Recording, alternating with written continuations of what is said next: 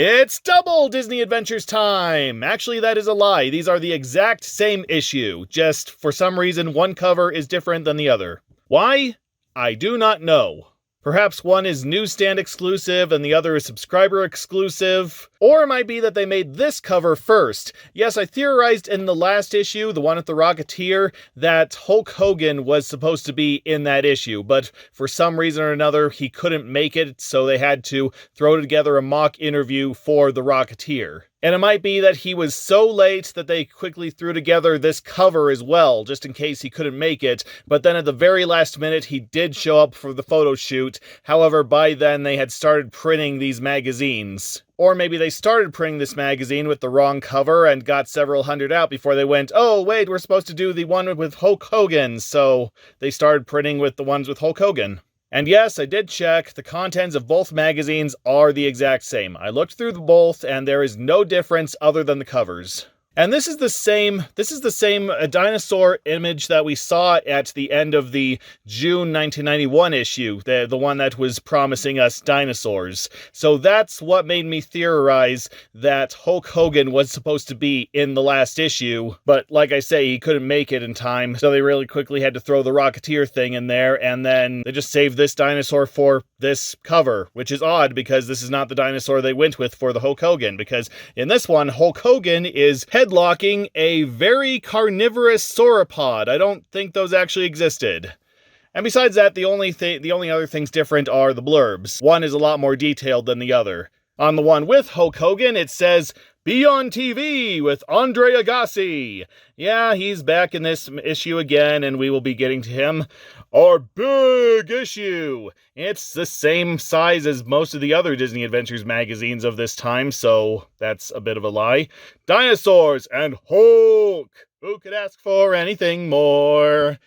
Whereas this one has a couple more blurbs. Music survey, you pick. Yeah, we'll be getting back to that as well. Dino Hunt! No, it has nothing to do with the Dino Crisis games. Heck, the PlayStation wasn't even a twinkle in anyone's eye by this point. Plus, Hulk Hogan! You know, if he decides to show up for the photo shoot. And plus, tennis stars Agassi and Capriati. And yep, we'll be getting to that. And they do not include the plus comics, games, video game reviews, and more in here, but they do mention that we can win a trip. Yes, technically we can win 2 trips, but we will be getting back to that again. Now, I've decided that the issue I'm going to be going with is this one, because it's the least worn out. So, see you, Hulk Hogan. We'll get back to you in a minute. Okay, there's the Three Musketeers ad. We've seen that many, many, many times, so we created Hulkmania! No, I'm pretty sure Hulkmania has been around since way before Disney Adventures. The day we took pictures of Hulk Hogan. Our equipment was set up next to Marquez Elementary School in Pacific Palisades, California. 1 block away, Hulk was busy filming his movie, Suburban Commando.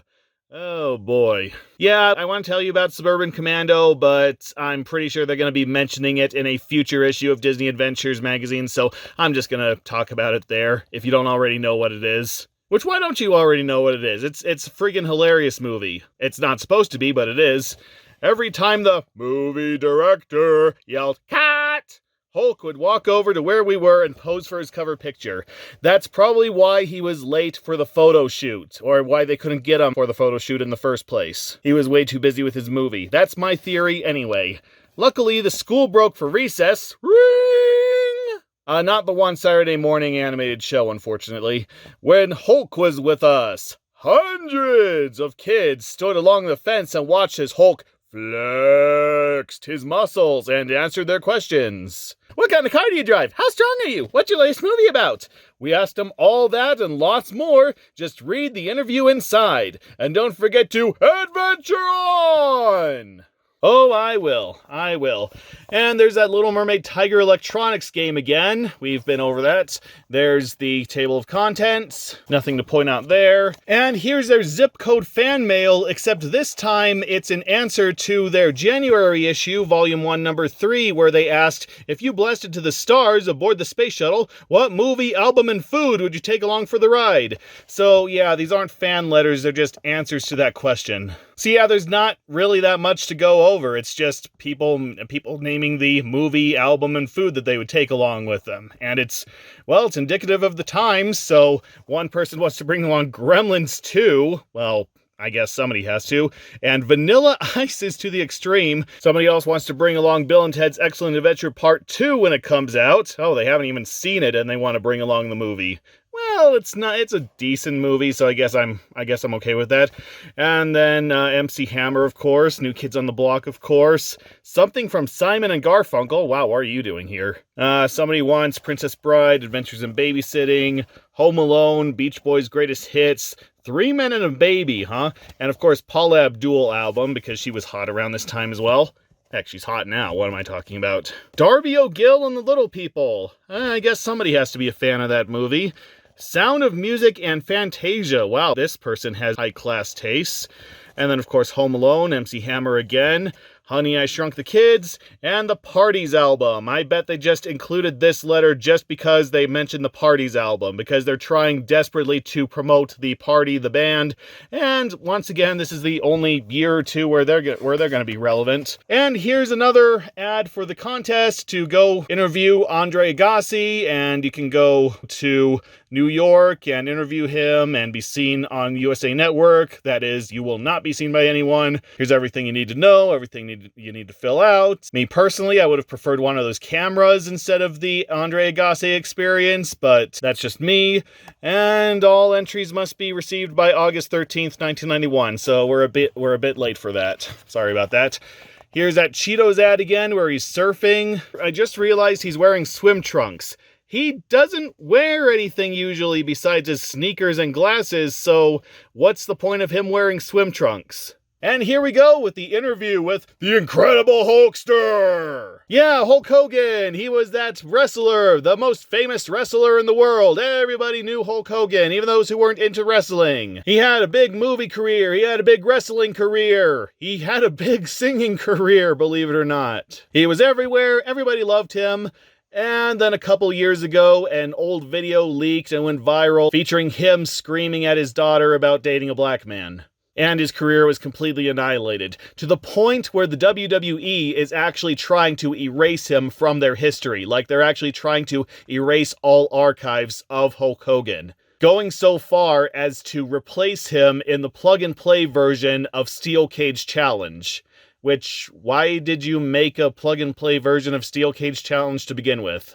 But let's not focus on the ugly present right now. Let's focus on the Hulkster when he was still cool. Now, I wanted to do this interview in his voice, but I don't think I could do the interview in his voice. I don't think I could keep his voice up, so... Think of sitting across 6'7", 302-pound Hulk Hogan, and you think of sitting across from a tough and nasty monster of a wrestler, right? Well, 302 pounds, that's about how much I weigh. Except I'm pretty sure that that's muscle he's sporting. Hulk is a wrestler only inside the ring, and outside he's pretty friendly and soft-spoken. Yeah, I can understand that. Big giant with a heart of gold. They visited him on the set of Suburban Commando, in which he plays an outer space alien trying to adapt to life on Earth. Sadly, probably his best movie. Yeah, he was in a lot of movies, and that was probably his best, so that just tells you a lot about his movie career, about the quality of movies he was in. Is he scared when he fights? Well, it's controlled, it's wrestling, it's fake, so yeah, it's all telegraphed and all thought out in advance, so no, he just has to act, and of course, acting makes you a bit nervous. In fact, the very next question says, is the fighting real? Yes, he does get body slammed into mats, but most punches are pulled, most moves are just for show, so I believe that wrestling as a whole is fake, like they decide the outcome before the match and everything. They don't care about actually pinning the dude or showing off how skilled they are. They just have to show off their bodies, show off their outfits, and make it all look good. And if they are decreed to win the championship, then they walk away with the championship. Why did you start wrestling? Well, he went to wrestling matches and he loved it. That's a good enough reason. Who's the biggest person you ever fought? Well, Andre the Giant, of course, most famous for his role in The Princess Bride. The only guy he wants to fight again is the Ultimate Warrior, and the only guy who's ever beaten him. Though, again, I think that this is all staged, so the Ultimate Warrior was supposed to beat him. That's how I understand it anyway. Unfortunately, I don't think that matchup will ever happen because Hulk Hogan is disgraced and the Ultimate Warrior is dead. So, is it more fun to act or wrestle? Well, that's the exact same thing. But he does like wrestling more than acting. He does love the screaming crowds and feeling like he's doing right, but he also likes being told that he's doing a scene right. So, yeah, whatever gets his tail to wag. What does he eat for breakfast? He eats 12 egg whites and chopped up onions and mushrooms, and oh my god, that sounds good. Wish I could afford a breakfast like that. How does he train? He trains an hour and a half with weights, and then he trains in an aerobic workout with weights, and then he wrestles every night for 15 or 20 minutes, possibly also with weights. Oh, this is a long one. His measurements, he 24 inches, chest is 60 inches, waist is 38 to 40 inches, shoe size is 14. Well, my shoe size is 13, and biceps? What biceps? Everything else is pretty accurate, though. How strong is he? Stronger than any other wrestler in the World Wrestling Federation! Oh, well, that's good, because the World Wrestling Federation doesn't exist anymore. Yeah, there was a bit of a copyright issue with the World Wildlife Foundation, so the WWF changed their name to the WWE. Did he get picked on when he was a kid? Well, his head was the same size then as it is now. And considering he probably wasn't as muscular back then, yeah, I can see that. I can understand that. You know, kids are cruel. Though they made fun of him when the football helmet wouldn't fit. Dude, when a football helmet doesn't fit somebody, that's not something to laugh at. That's knowledge that they are strong enough to snap you in two if they even think that you're laughing at them. Speaking of which, did he have a nickname as a kid? The Big Train, like the old baseball player from the early 1900s. He weighed 200 pounds when he was 11 years old. Was that from fat, muscle, or both? Well, probably muscle, because in Little League Baseball, he could throw the ball so fast that all the parents protested and threw him out. God. Yeah, in case you were ever thinking that whole too talented outrage is a current thing, you know, where somebody is just too good at something and therefore they cannot compete because they would make everybody else look bad. No, that's outrage that's been around since time immemorial. Immemorial? It's always been around. Did you like school? I didn't like school. Yeah, when he was in school, it was a lot of work. School is not something I want to repeat. Why does he like kids so much? Ooh, that can't be taken a different way.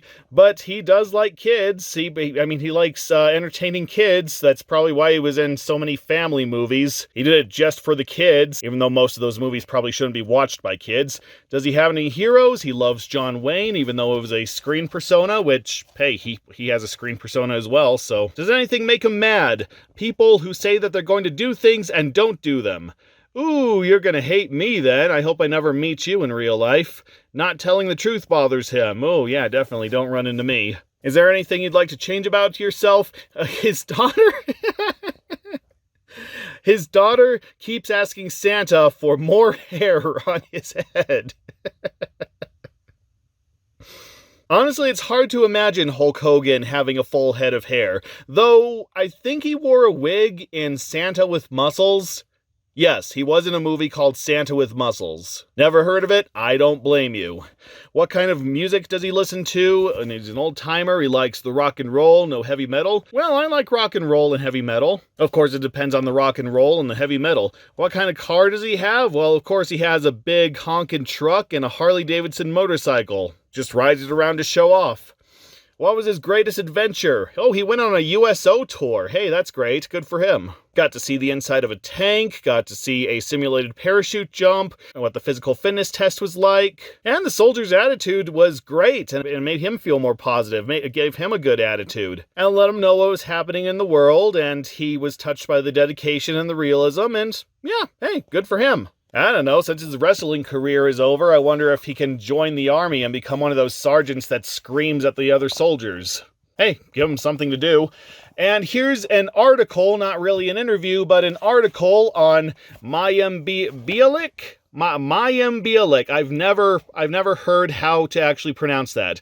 But we've covered this person a couple times before. She was in that movie Beaches with Bette Midler, and she had, well, as this article says, she's the star of the TV show Blossom, which I have never seen and never even heard of until I picked up Disney Adventures. But apparently she really enjoyed being on the show. It was a lot of work, but she got to act and she got to have her way. She got to negotiate with the director and such, and then of course she had to go have school in between shooting sessions. When the show's not taped, she goes to a regular school. Well, as much of a regular school as this level of star back then probably could go to. I mean, how would you like to be in a school with one of the biggest child stars of the day? And hey, if you were, hey, I'd love to hear those stories. But yeah, she really enjoyed being on the TV show Blossom. She got a whole bunch of TV roles from being on Blossom, including Doogie Howser and Empty Nest. She gets to negotiate with the director about how she's going to do her performance, but otherwise it's fun. And she has a 19-year-old brother in real life. She also has 2 cats named Keyboard and Lulu. She literally has a keyboard cat. Da da da da da da da da da da da da da da. Yeah, she had Keyboard Cat before it was cool. Was Keyboard Cat ever cool? Yeah, we all love him, so what the heck. And she also has a whale named Crystal. Okay, she actually adopted a whale, kind of like the animal adoption thing we saw in a previous issue. And being a star has its ups and downs. You give up a lot of your personal life, and she got to do a promo with the Fresh Prince. That was really neat, so yeah, that probably made everything worth it. And like I say, she moved from Blossom to being on The Big Bang Theory, and then after that show, she's done a lot of different voice work. She was a dog in Star vs. the Forces of Evil, and lately she was co-hosting Jeopardy! Except she recently stepped down from hosting Jeopardy! Because of some political reason or another, some protest, I don't know. I don't follow celebrity protests anymore because every celebrity has something to protest and they just feel like their protest is more important than any other protest in the world, so I just stopped listening. And here's another Andre Agassi fan club subscription card. We've already been over this. There's absolutely nothing else I can say about that. And here's all the ticket stuff. Here's all the media stuff. So first of all, there's a mini article about Chris Demetriol, or Chris Demetrol, whichever one, and at the time he was a 14-year-old actor, most famous for being in the HBO comedy series Dream On. Did I already talk about that show? I don't remember, but it was about a divorced writer, and the gimmick of the show was that when he was thinking about something, it would cut to an old movie that would reflect what he was thinking about. It would cut to a scene that reflected the tone that his thoughts were kind of going for. I don't know, I haven't seen it, that's just what I've read, but apparently it was one of the most crass things on TV back then. It actually had a lot of swearing and a lot of nudity, which even for the mid-90s was a pretty big no-no. But it was apparently a big hit. It ran for about 6 seasons, and yeah, Chris Demetrol, he played the son of the lead character. And it says down here, and this year he has 2 so far untitled movies coming out, in addition to his recent role in the Stephen King miniseries Sometimes They Come Back. Now, if I'm correct, the 2 movies in question were Going Under, which was an ensemble comedy film featuring Bill Pullman and Ernie Sabella and a lot of other names, and was apparently so bad that it was forced onto direct-to-video. And then the other one was Dolly Dearest, which was like a lower budget Chucky knockoff from what I understand. And that actually was meant as a direct-to-video movie, but it did get a limited theatrical run, and that probably hurt the reputation of the movie more than if it just got a straight-to-video release. But yeah, neither of the movies really did well, so his movie career ended pretty much when it began. And then Sometimes They Come Back, that's one of the more obscure Stephen King miniseries. I only just learned about it when I read this magazine, but it's about this teacher, and he comes back to his hometown, where a decade or 2 earlier, he watched some bullies kill his brother. And wouldn't you know it, students in his class start dying off and are getting replaced by people who suspiciously resemble the bullies who killed his brother. That's all I know about it. I haven't seen it, but apparently it was successful enough to get 2 direct-to-video sequels. And then after his movie and Dream On career, he did some guest appearances, some voice roles, and his last major project after Dream On was as the title character in The Secret Adventures of Jules Verne, which was a fictionalized detail of a young Jules Verne going on all the adventures that he would later write about. And it was one of the most expensive TV shows on at the time, which is probably why it only lasted one season when it didn't get the ratings that it required to keep up its budget. And after doing one more voice role on the obscure animated show The Zeta Project, he disappeared. Yeah, nobody's seen him since 2002. Nobody knows what he's doing, so let's hope he's doing well at whatever it is. And they don't have anything to report on for TV, so they're just telling us how much they love I Love Lucy. Because, that's something that all the 10-year-olds were watching in 1991. Where is Lucy Ricardo's husband, Ricky, from? Well, that's obvious. It's from Cuba. Everybody knows that. I don't even watch the show, and I know that. Meanwhile, on video, Home Alone Day is August 22nd, so that's the day when the Home Alone movie will be released, apparently. There's Macaulay Culkin acting all smug and awesome, not knowing where his career is going to take him in the future, especially since he's not going to have one of those in about 5 years, though he will have a wonderful guest appearance with the Angry Video Game Nerd. So start practicing your Macaulay scream now. Isn't that interesting how the Macaulay Culkin scream has become so associated with the Home Alone series and with reacting to the Wet Bandits and stuff when he actually screamed because he put aftershave on? Like, it wasn't a reaction to anything actually going on in the movie, it was because he put his dad's aftershave on and it burned. So the scream is technically a lie. In fact, I hate to say it, but the Home Alone spoof in the Spy Hard movie technically used the Macaulay Culkin scream better than the original Home Alone movie. Actually, the whole Home Alone spoof part in that movie was probably the best part of that movie. Well, that and the Weird Al theme song. Summertime is vacation time, and they're talking about the National Lampoon vacation movies with Chevy Chase. Match up to see which film was about what. The Griswold family visits Wally World amusement park and finds that the place is under renovation. Their vacation is totally ruined. Well, that's the first vacation movie, obviously. After winning a free trip on a game show, the Griswold family begins a long journey that winds up with them becoming caught up in international espionage, which ruins their vacation. Well, that's European vacation, obviously. The Griswold family learns their lesson and stays put at home for vacation. Well, that's obviously National Lampoon's Christmas Vacation, which for the longest time I thought was the only vacation movie. I didn't know that there was a vacation and a European vacation movie until long after I learned about the Christmas Vacation. But all three of them are absolute comedy classics, so I recommend all of them. And you might want a bit of a strong stomach if you're going to watch all of them in a row, but it's the classic 80s comedy that we just don't see anymore. Sneak preview. Here's a sneak peek. First, there's Newsies. Yep, the infamous Newsies movie that was not based on a Broadway play. No, everybody gets that wrong. First, the movie came out, and then the Broadway play. First, it was the musical movie, then it was the musical play. And for what I hear, the play is better. The movie is... it's gotten a bit of a cult following, but the tone is kind of all over the place. It kind of wants to be a big Broadway-style singing and dancing, but it's doing it during all the heavy parts, and the attitudes aren't really reminiscent of what it was like in the 30s. Well, not the 30s, the early 1900s, I should say. I don't know, it's just romanticizing a very tough time in American history. It's like making a musical about the Titanic. Oh, wait, they did. The stars are Christian Bale and David Moscow. It's a little hard to imagine that Christian Bale had a career before Batman. It's hard to imagine that Christian Bale had a career after Batman. David Moscow's career, on the other hand, didn't really take off, at least not as well as Christian Bale's. Like this says, he was in Big, and he was in Newsies, and then he was in the TV show Zoe, Duncan, Jack, and Jane. No, seriously, that's the name of the TV show. The first time I read that, I thought that he was in 3 different TV shows called Zoe, Duncan, and Jack and Jane. But no, it's actually called Zoe, Duncan, Jack and Jane. And it was a modest hit. It ran for 2 seasons. I've never heard of it, but I'm sure somebody watched it.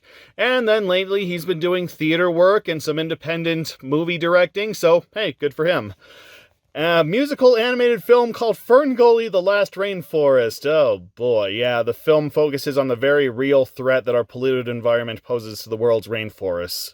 And teaches that point very, very poorly. Basically, it preaches, hey, as long as you don't release an evil smog demon from inside of a tree, then life will be just peachy for us and for the rainforest. So yeah, not a good movie. It was part of that huge environmental kick that the country was on in the early to mid-90s. But it has Tim Curry as the villain, so that's reason enough to watch it. And Christian Slater is also in the movie, which I completely forgot about. Actually, that is one thing to praise about the movie. That the lead character, who's a female lead character, who's not concerned about looks or being important or anything, so okay, that's two things to praise about the movie. But she technically has two boyfriends, but they're not really romantically involved. They're just friends. They're just people that she hangs out with, that she just met, and she doesn't really have a romantic relationship with either one of them. So her human boyfriend just goes a separate way, and her fairy boyfriend she just plays around with like an actual friend. So, hey, the movie was breaking down boundaries long before Frozen. Also, the villain's song Toxic Love is a must-add to your playlist. Like, if you don't already have it in your playlist, stop watching this video, go to Spotify, put it on your playlist, and then come back. You will be more than thankful that you did. Anyway, if you've had enough of Caped Crusaders on the silver screen, oh boy, if you're already suffering from superhero fatigue in the early 90s, just wait until the Marvel and DC cinematic universes starting in the mid-2000s. But maybe it's time to try Canine Hero, that's what you'll find in Bingo. Yeah, we've talked about this movie already as well. Yeah, Bingo is just kind of this parody of heroic dog movies. It's just the heroic dog trope dialed up to 11 because the dog is unbelievably talented. In fact, I think that's why they made the movie in the first place. They just had this really talented dog and they decided to write a movie around it. Yeah, somebody went up to the dog's trainer and went, okay, what can the dog do? Well, the dog can walk a straight line on his hind legs. Okay, let's write a scene where he's pulled over by a police officer and asked to take a breath test. Seriously, that happens. My dog can jump off a ramp and land on anyone from 10 feet in the air. Okay, let's write a scene where he gives a drowning kid CPR. Seriously, that also happens. My dog can ride a skateboard and drive a car and figure out 5th grade math and tap Morse code and won't bite your hand off if you dress it up as a baby. Okay, we can find a place in the movie for all of that. So, of course, they put all that in the movie, and that's kind of the problem. The movie is not as funny as much as it is random. It's just showing off this incredibly talented dog, which I guess is a reason to watch it, but there is a lot of gross-out humor, and it does get surprisingly violent in scenes, like there's an actual restaurant where they chop up dogs to make sausages. Also, the dog is constantly shot at and even goes to jail. Now I'm thinking about it, this movie might be hilarious. But yeah, whether you think the movie is funny or just disturbing, maybe a little bit of both, I think it's worth watching just to see the dog. The human co-star Robert J. Steinmiller Jr., he only appeared in a couple movies in the early 90s, including Jack the Bear with Danny DeVito, did a few McDonald's commercials, and from what I understand is doing extensive stage acting today, so hey, great for him. Also in movies, Problem Child 2, yeah, we went over that one as well. It's the sequel to the incredibly raunchy Problem Child movie, and in fact, they have dialed up the raunchiness to 11, to the point it got an R rating initially, and they had to trim down several scenes before they would get away with a PG-13. And it was about as well received as the first one, but that didn't stop it from also getting a TV show and a TV movie. And then the animated film Rover Dangerfield. Yeah, it's a movie with one joke. Like, one joke. Rodney Dangerfield, right there, the comedian, he's a dog, right there. That's the whole joke. It's Rodney Dangerfield telling his jokes as a dog. And that's basically all that happens in the movie. Okay, there's also something about where he lives in Las Vegas, but then he's almost axed off by his owner's evil boyfriend, and he ends up on a farm, and then a whole bunch of shenanigans happen on the farm, and then he goes back to Vegas, but then he decides he doesn't want to be in Vegas, so he goes back to the farm. I don't know, it's one of the most worthless animated movies in existence, I think. Apparently they wanted to make a hard R animated movie, like the first of its kind, but the studio wouldn't allow it, so they just settled for a very tame PG.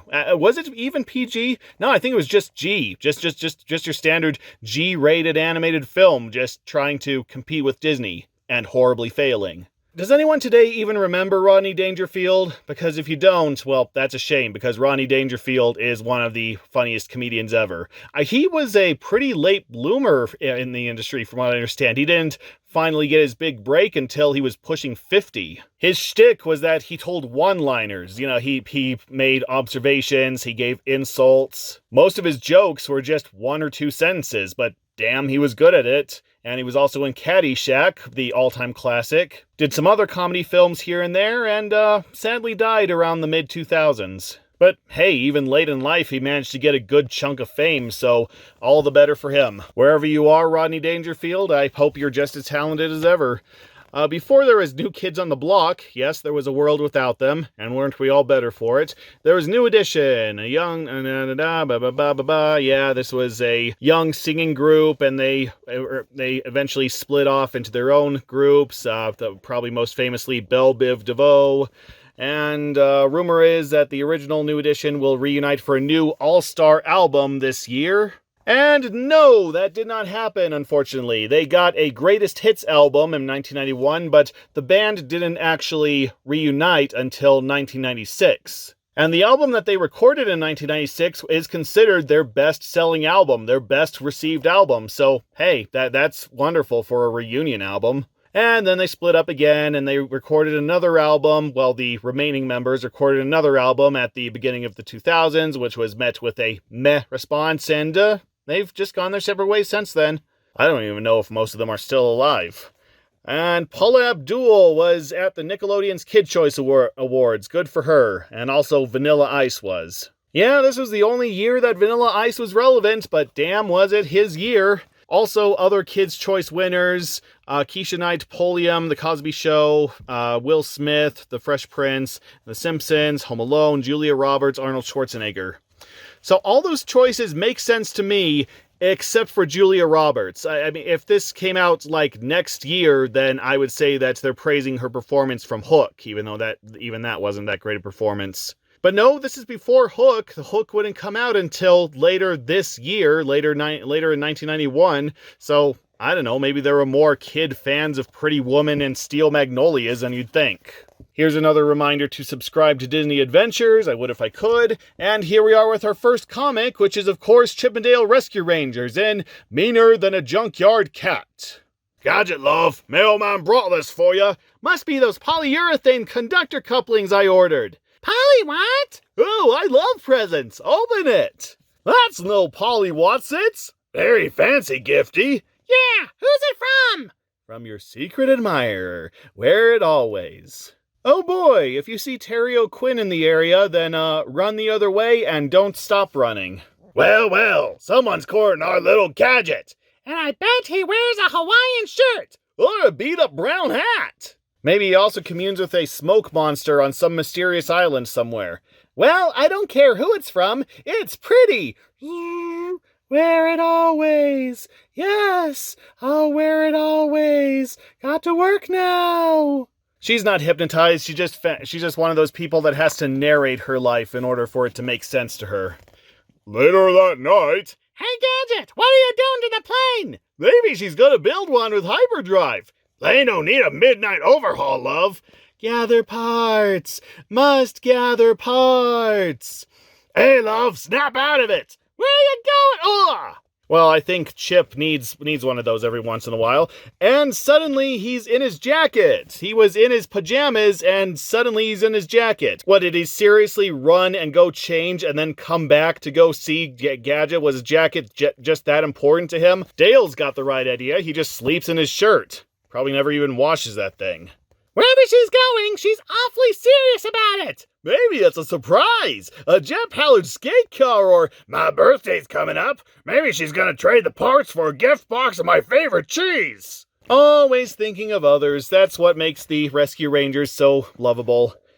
This is where Gadget went to college. Must be a class reunion. At midnight. Have you seen class reunion scheduling lately? Holy hoppin' kangaroos! I'm Australian, you know. Hey, look at those necklaces! Gadget's not the only one of the secret admirer. This gets crazier by the minute.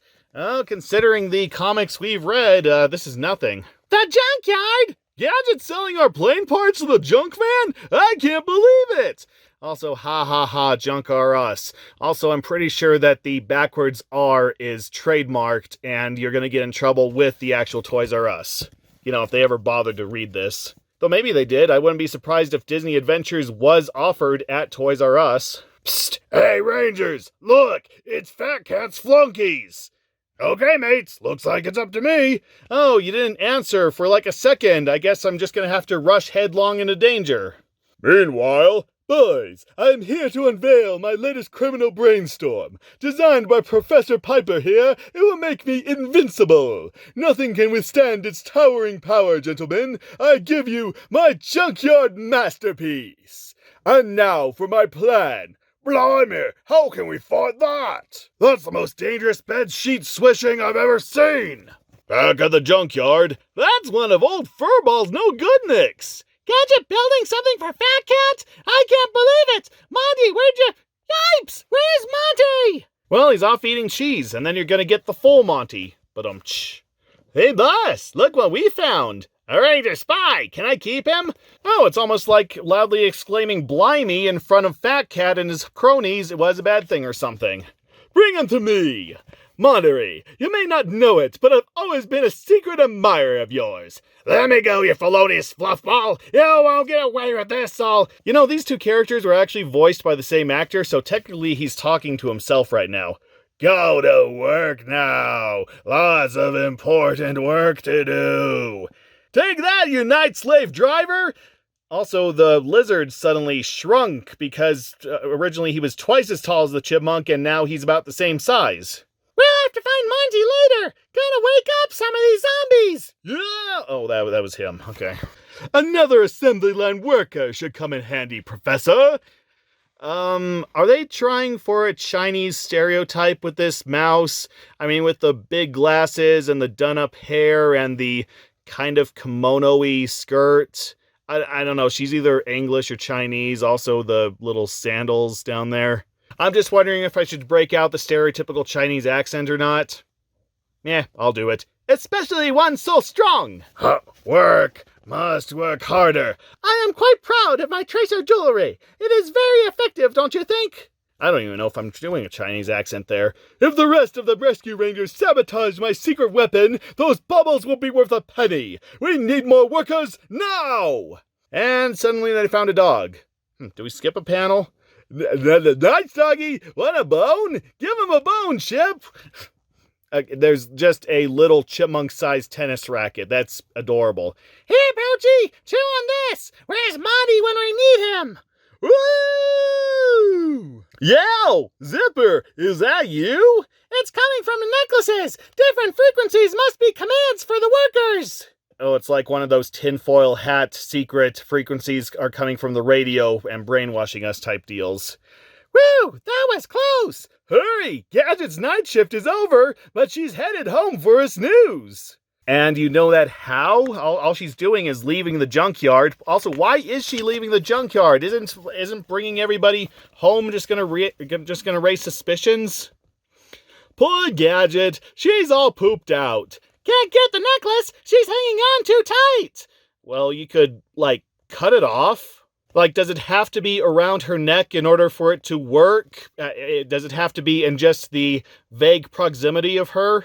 I don't know, I'm thinking of at least 100 things that you could do right now to prevent her from going off or even getting rid of the necklace. Gadget and her friends are building something for Fat Cat, all right. Something big and scary. Something tells me that Monty didn't just disappear. I bet old Furface captured him too. Later at Fat Cat's. So they just spent the whole day huddled around Gadget, not even going off to go find Monty? In fact, why didn't Monty go home? Why did anyone go home? Why not just keep him at the factory? Also, they just started that robot in the last... and now it's almost done. Dang, I want a workforce of hyper-intelligent mice. They get results. Wow, it's humongous! Gosh, are those flamethrowers? Just one of those steel paws could mash us all flat! I've brought reinforcements to work, ladies. I want my RoboCat finished tonight. Well, I don't think you're going to have any problem with that. Monterey here has brought the final parts. Monty! Oh no! He's a fat cat night slave too! You may want to rephrase that. I've got an idea! Zipper, we'll need your help! Also, really bad placement of that air blast right there. Lay off the cheese, Dale. Zipper, try a high-pitched buzz!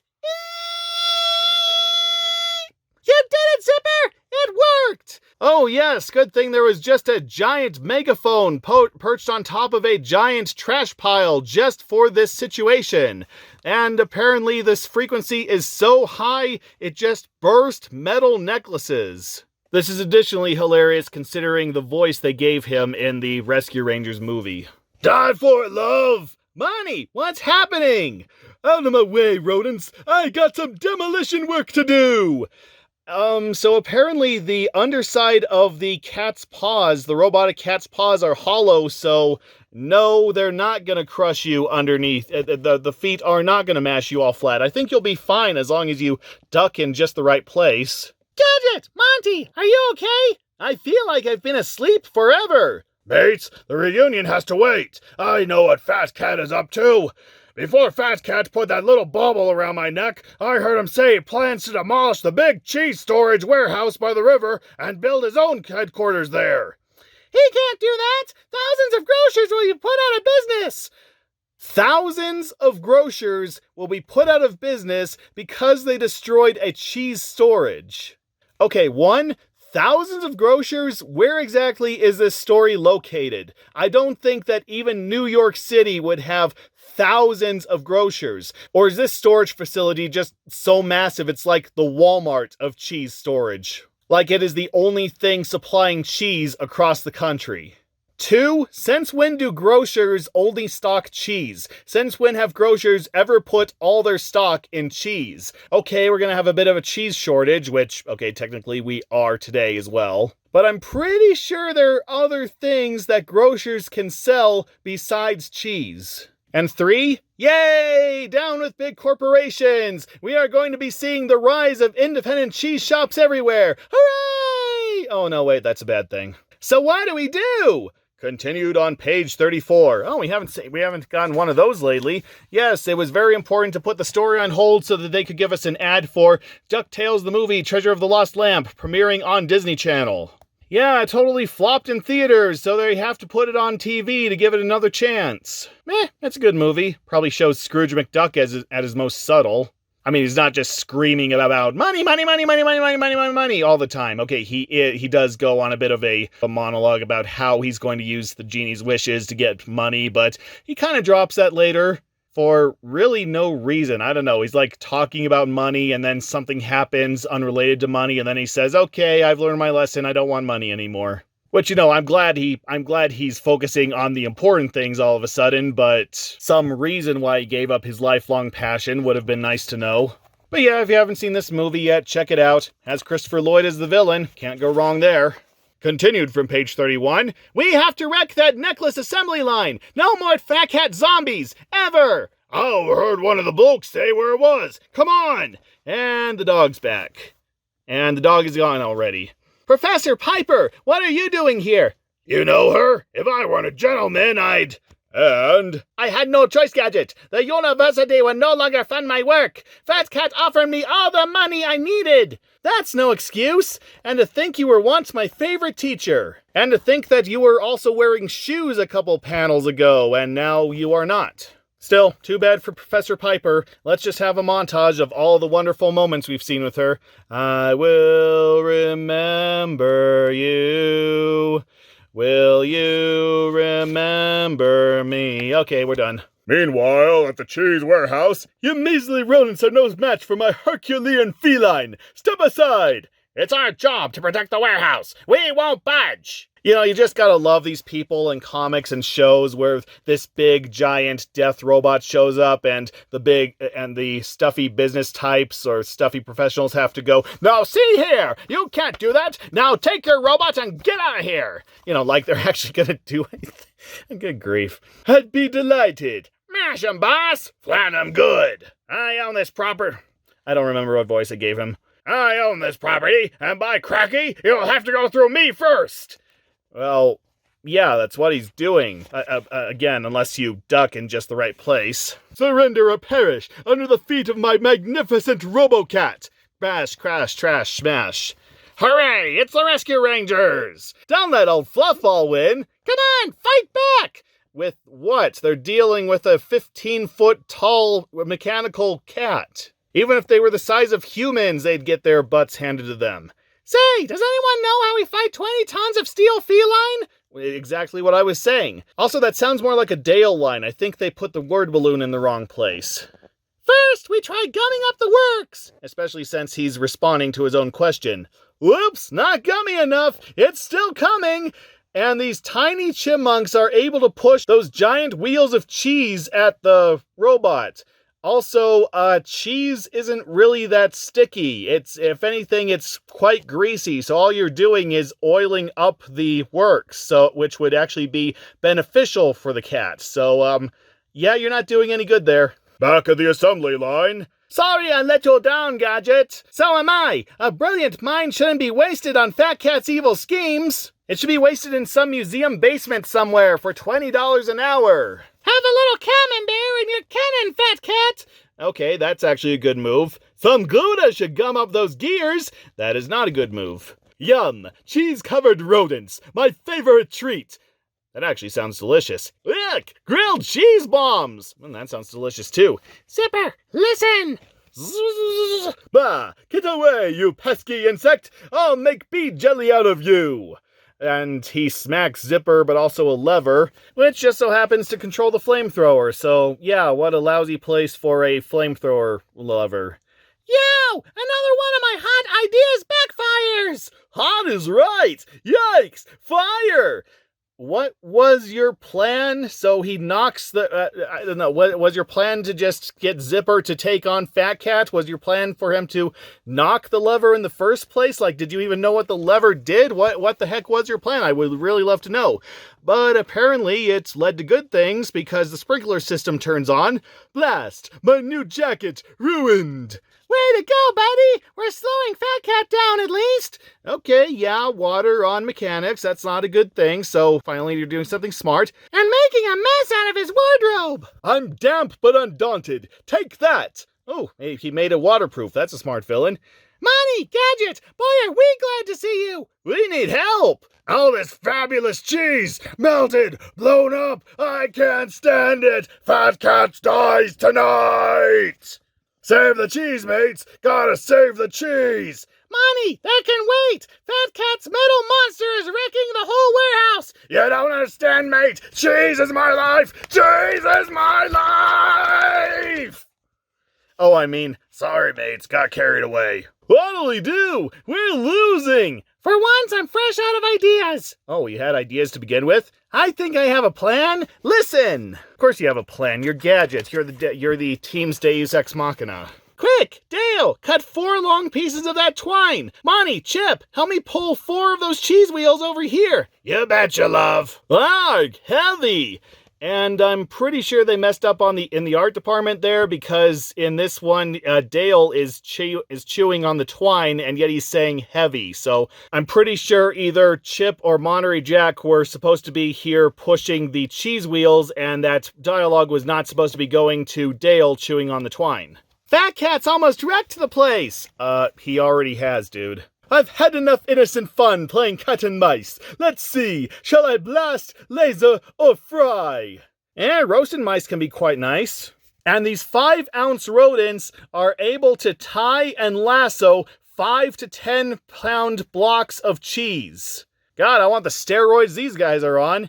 Yeah! If this comic came out a little later, I would think that they were referencing the Xena warrior princess scream there. Lasso that steel doggy! Whoopee! Rope 'em, Rangers! This is more fun than rounding up brews back home. I'm from Australia, didn't you know? What the? Yeah, my reaction exactly, dude. So they managed to weigh down the robot just using the cheese wheels. What's more unbelievable, that they're able to carry those cheese wheels or that the cheese wheels are heavy enough to slow down the robot? Just what do you think you're doing?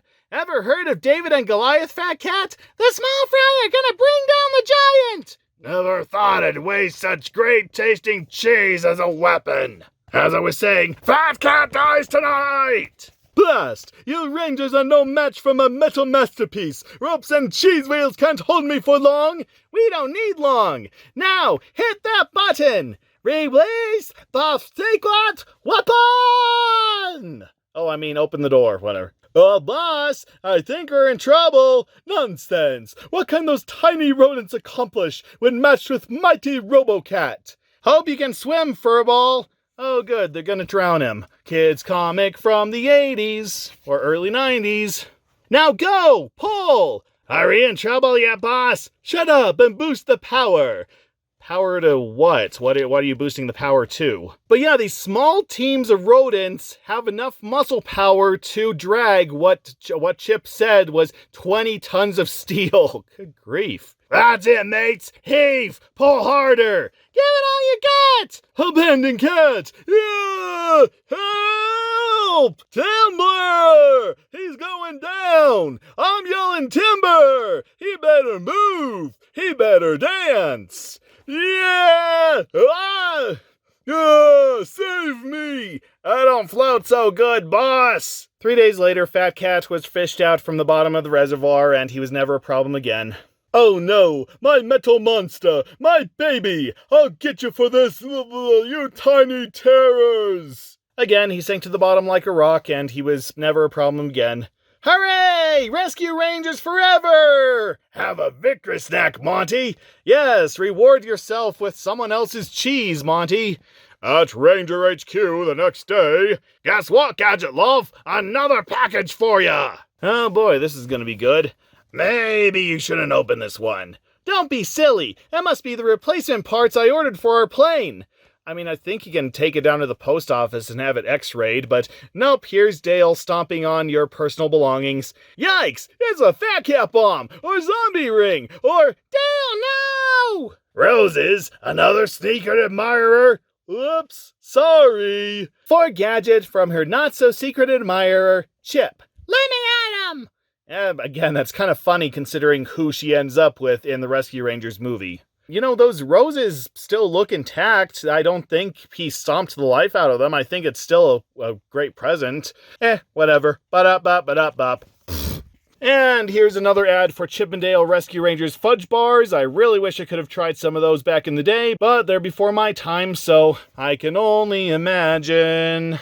And now we have reached our Dushan Gershi adventure, and a continuation from the last article. Last time, Dushan Gershi successfully scared off a charging elephant, thus he was allowed to accompany his Maasai friend to go kill a lion and prove his manhood. So he and his Maasai friends, they actually took Dushan Gershi's Land Rover and went off to go find a lion. Which is interesting that they were perfectly okay with taking his car. You'd think that there would be some kind of taboo against taking the white man's destructive transportation or something with the tribe. But they went off to an area and they stopped somewhere and they smelled the trees and there was definitely a hint of lion on the trees and they camped overnight. They were very quiet and then eventually, at sunrise, they found a lion and the lion charged at the guy and the guy speared him right through the heart and won. And thus did the Maasai friend Songo complete his trial of manhood and he could go back to his tribe and go get married. Wonderful. Though that does make me wonder, what do endangered species organizations think about these indigenous tribes still hunting endangered species and such? Like, are they still allowed to do this? Are the Maasai still allowed to go off and hunt lions and elephants and those sorts of animals? Or any animals, really? Or are the tribes on the verge of extinction because half of the men are not considered men because they can't go out and hunt a lion to prove their manhood? I mean, it is technically part of their religion, it is part of their tradition, so what respect do we need to show them in relation to that? Heck, it even says right here for anyone who might be disturbed that they were so happy that they just killed a lion. Although it's difficult for us to imagine killing a lion, for the Maasai, it's an important part of their customs and lifestyle. So, I don't know. What has anything changed in the last 30 years? I am legitimately curious. I do have my own thoughts and opinions on animal rights and endangered species and all that, but I don't think I want to share them here. Instead, let's turn over to Sea Under the Sea. 12-year-old Naomi Ruza shows kids how to see under the sea. So basically, there's a 12-year-old scuba diver, or who was 12 years old when this article was printed anyway. She's a native to Bonaire, a small island just off the coast of Venezuela, South America, and she spent her summers teaching rich white kids from the United States and the Netherlands how to scuba dive. And because of the very strict marine life laws in the area, there's plenty of marine life to see on these tours. So kids put on the scuba gear, and then they follow Naomi, and they see a whole bunch of fish, whole bunch of coral, anemones, and urchins, some blue tangs, which is almost the species that Dory was in Finding Nemo, and Finding Dory, of course. But not that exact species. She's a different kind of blue tang, one with a yellow stripe.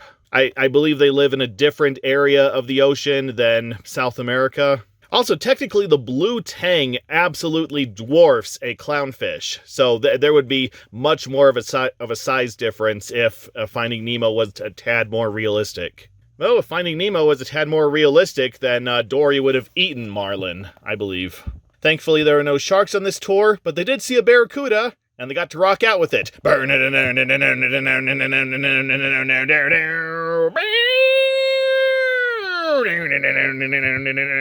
Okay, so yeah, rich white kids had a great time, and Naomi liked showing them around the area, and I did look her up. I can't find anything else on her. I don't know what she's doing nowadays. Maybe she's still doing the tour, who knows? Whatever she's doing, hey, good luck with it. And here's the Tailspin Panini stickers. We have seen this many times, so let's instead move on to our next comic, Prologue.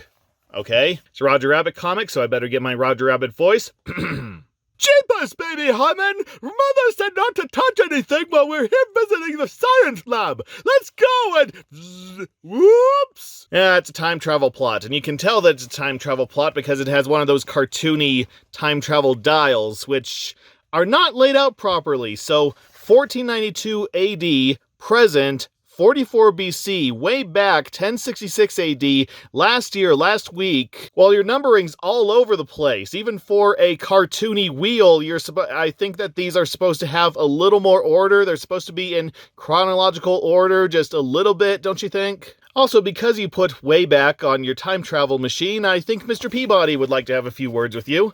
You didn't have to go so fast, Herman! Now come on, let's find your mother before we get into trouble! You didn't have to let go so fast, Herman! Now come on, let's find your mother before we get into trouble! Too late. If we're careful, nobody will ever know that... Golly, I don't remember a greenhouse in the science lab. I wonder. Maybe we came out the wrong door. Let's go back and try another one. I'm pretty sure there's only the one door, dude. Also, dinosaur. That's what this magazine's about, so yep, dinosaur. Roger Rabbit in When Dino Tunes Ruled the Earth.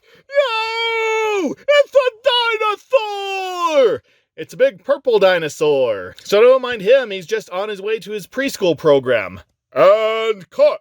Yeah, of course, Roger Rabbit is making one of the Baby Herman cartoons. All right, that's a wrap for the day. I'm sorry, Jessica. We'll have to do your shot tomorrow. Baby Herman, you were great. And Roger, pick up your chin, would you? On my way. Who's a star here anyway? Hey, which who you pushing? And he crushes one of the stage lights. That's all I need. Doolin, get these dino tunes out of here before they break something else. Well, it wasn't my fault. Those poor guys, caged like animals, and all for acting just the way they're supposed to. I gotta do something. Don't push, oops. Quit shoving. Greenway, give me some room. Stop! This is inhuman, barbaric, treasonous even. Well, maybe not that last one. And probably against union rules. You know, considering that the tunes in the movie, and especially the book, were an allegory for black people and other oppressed minorities back in the 30s and 40s, were they allowed to unionize back in the day? Were there actually black actors unions and crew unions and such like that? There probably were, that they were probably ignored. Cage as you must, this old gray hair, but, excuse me, Mr. Rabbit, I think you better move before I lose my balance and... Oops. Personally, I prefer my hair parted, but yeah, flattening it works too. But Hey, I'm really sorry, Mr. Rabbit. I didn't mean get him out of here. Come on, honey bunny. Time to go home. Quitting time already? That's right. Let's just go outside and let Mr. Doolin do his job. Taxi! What a maroon they are. Good to see you, Roger. Jessica, where to? Take Roger home, Benny. I have a show at the Ink and Paint Club tonight. And tell Roger I will be home late. I hear Eddie Valiant's in the area.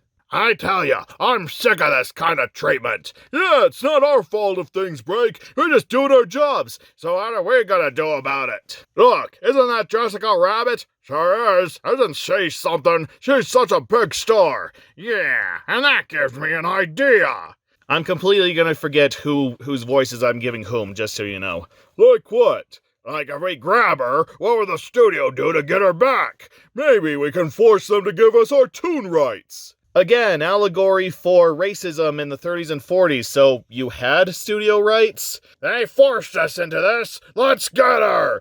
And he just tore through the cages like they were tinfoil, so what was keeping them in there in the first place? Can't we talk about this? The time for talk is over! We've been attacked, ridiculed, and oppressed long enough! Okay, guys, let's phone Mr. Maroon! Also, what I'm assuming is a T-Rex somehow has 4 fingers instead of the 2, but he is a giant purple cartoon dinosaur, so I guess we can forgive him just this once. What is that noise? There's always something, especially when I'm trying to listen to my ball game. Maybe I'd better take a look and...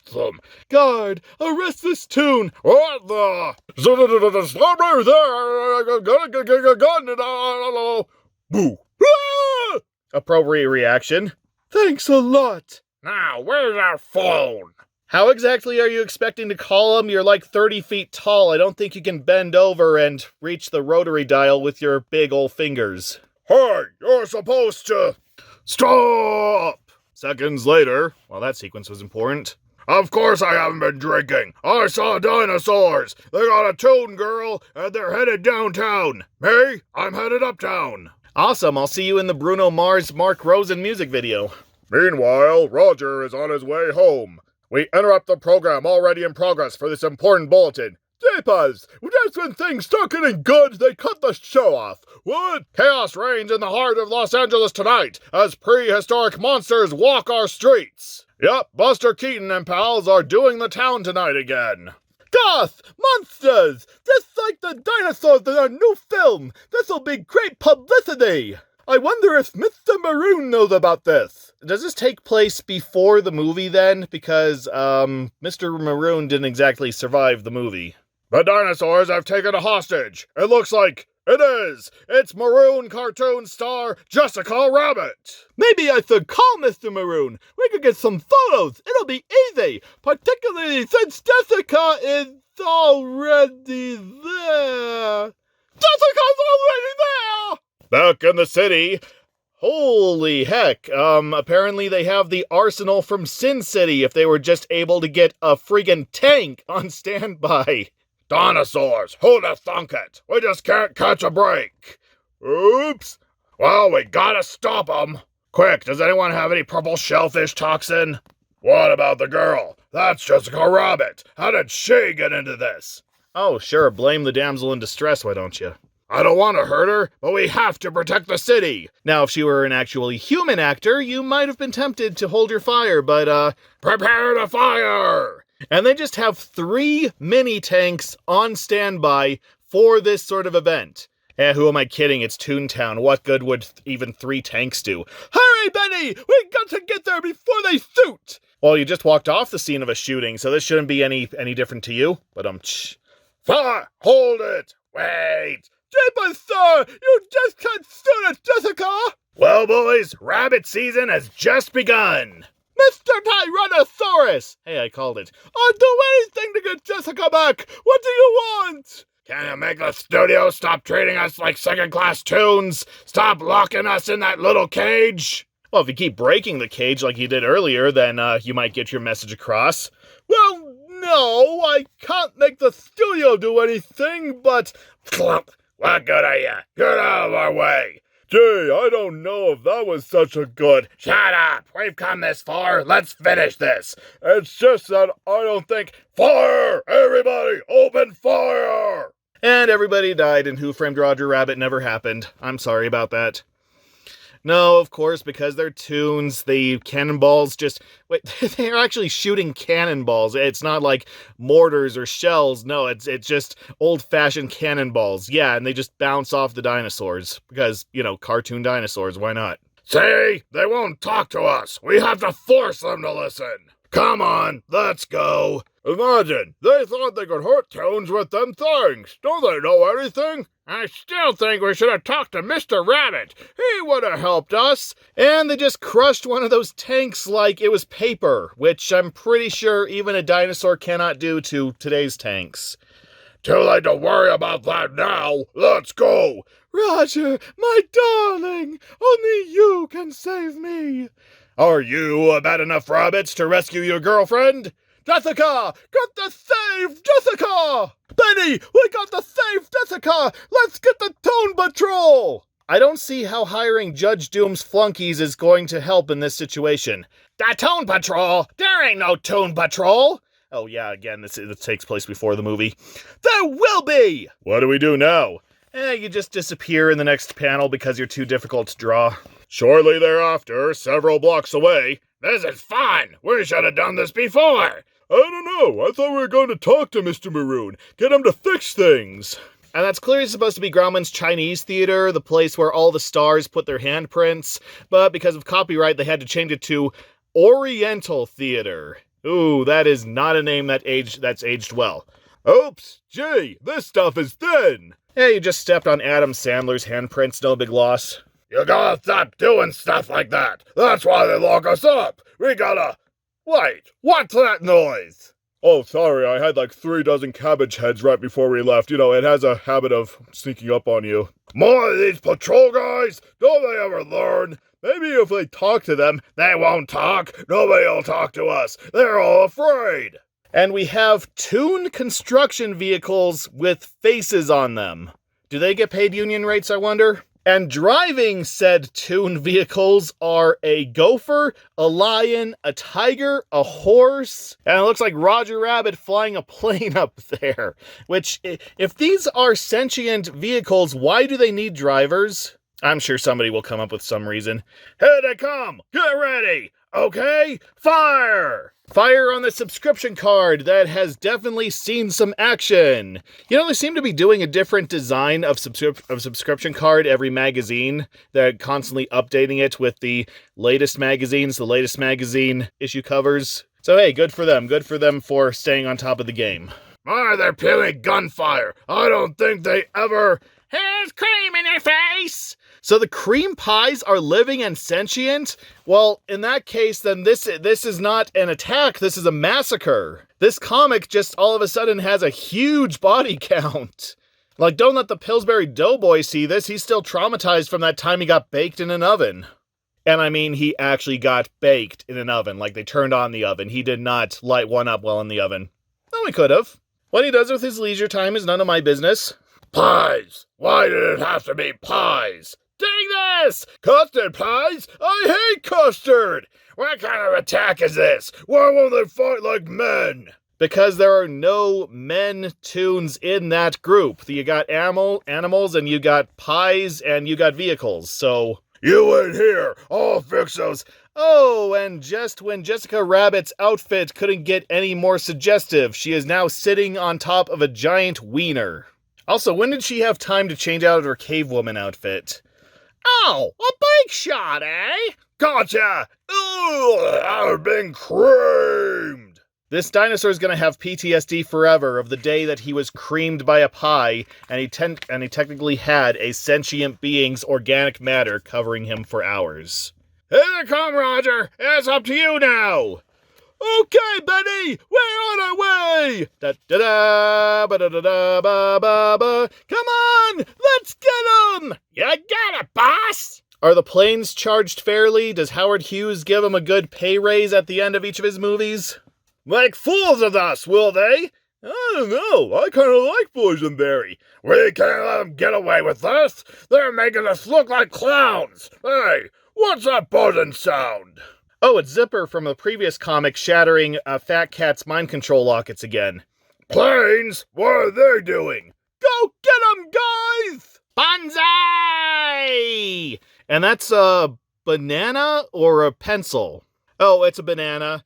Except I'm pretty sure the innards of a banana are white, but like that Tailspin comic, I don't want to see these guys covered in an unidentifiable sticky white substance. Ugh! One, Sam Hill! Ah! Hey! I'm stuck! Somebody help me! How did you manage to do a perfect 180 backflip just from slipping on a banana? Oh, yeah, cartoons. I mean, the Patasaurus follows suit, and then... I keep forgetting that there's a Triceratops in the group. That one keeps disappearing. Help! I've fallen, and I can't get up! Yeah, I've seen that commercial too. And now there's a dog driving a steamroller. This is the greatest comic ever. Get them now, before they can get up! Flatten them! Okay, flatten them, do they actually mean flatten them as in, holy mother of... Okay, I know these are cartoons, but that is brutal! Like, holy hell! I thought the kamikaze cream pies was questionable, but no, they are literally flattening sentient beings, and we get to see one in holy hell! I mean, fine, tunes, yeah, they just flatten them like a pancake, and they probably get up like Judge Doom did at the end of the Who Framed Roger Rabbit movie, but still, just to see these cartoons being flattened by steamrollers and have Roger Rabbit as the one who ordered the flattening of these cartoons. How? How am I supposed to react to this? This is about as violent as a comic can get without actually being violent. I love this comic. What can I say? Uh-oh, time to run away. Find another day. Yoo-hoo, Mr. Tyrannosaurus Rex! Do you enjoy the massacre of your people that I have inflicted upon you? Oh? Take that! Here's potassium in your eye! Oh, you're incinerating him with potassium. That's a great idea. Timber! I already made a timber joke. Alright, fine. He's going down. Roger's yelling timber. He just mutilated a bunch of cartoon dinosaurs. Later. Hey, this is worse than the compound. They have a point. Yeah, we'll have to talk to Mr. Maroon about that. But right now, let's be off, my darling Jessica. We have... The scarf is sentient? This is why I don't want to visit Toontown. I don't want my shoelaces screaming at me. My hero. Come on, Benny. Let's get him home. I'll unwrap my present there. So there you have it. A comic where Roger Rabbit ordered the death of sentient cream pies and bananas, and who squashed flat a group of dinosaurs whose biggest crime up to that point was just crushing a couple cars. What else can I say about that except, ba-da-ba-ba-da-ba. And here's an ad for Quantum Fighter. No, I'm sorry, Kabuki Quantum Fighter. Yeah, I didn't see that the first time that I read this. The setting, Earth, the future. The defense computer protecting the entire planet has been invaded by a constantly mutating, evolving virus. One lone volunteer has the courage to face the virus on its own ground. Converted to raw data and transferred into the circuits of the computer, the molecular structure of this brave warrior is transformed by the as-yet untested image transfer system. Into the circuits of this computer steps an unlikely hero, the Quantum Fighter. 6 levels of challenging action, unequaled game control, and a surprising arsenal of weapons. From Hal. Yeah, this is a game I have never heard of until I picked up this magazine. And most other people haven't either. Apparently it's just your basic side-scrolling platformer type game with some very impressive rotoscoped sprite work for what it's worth. And apparently this is technically a movie tie-in game. Yes, it's a tie-in to a Japan-exclusive movie of the same plot.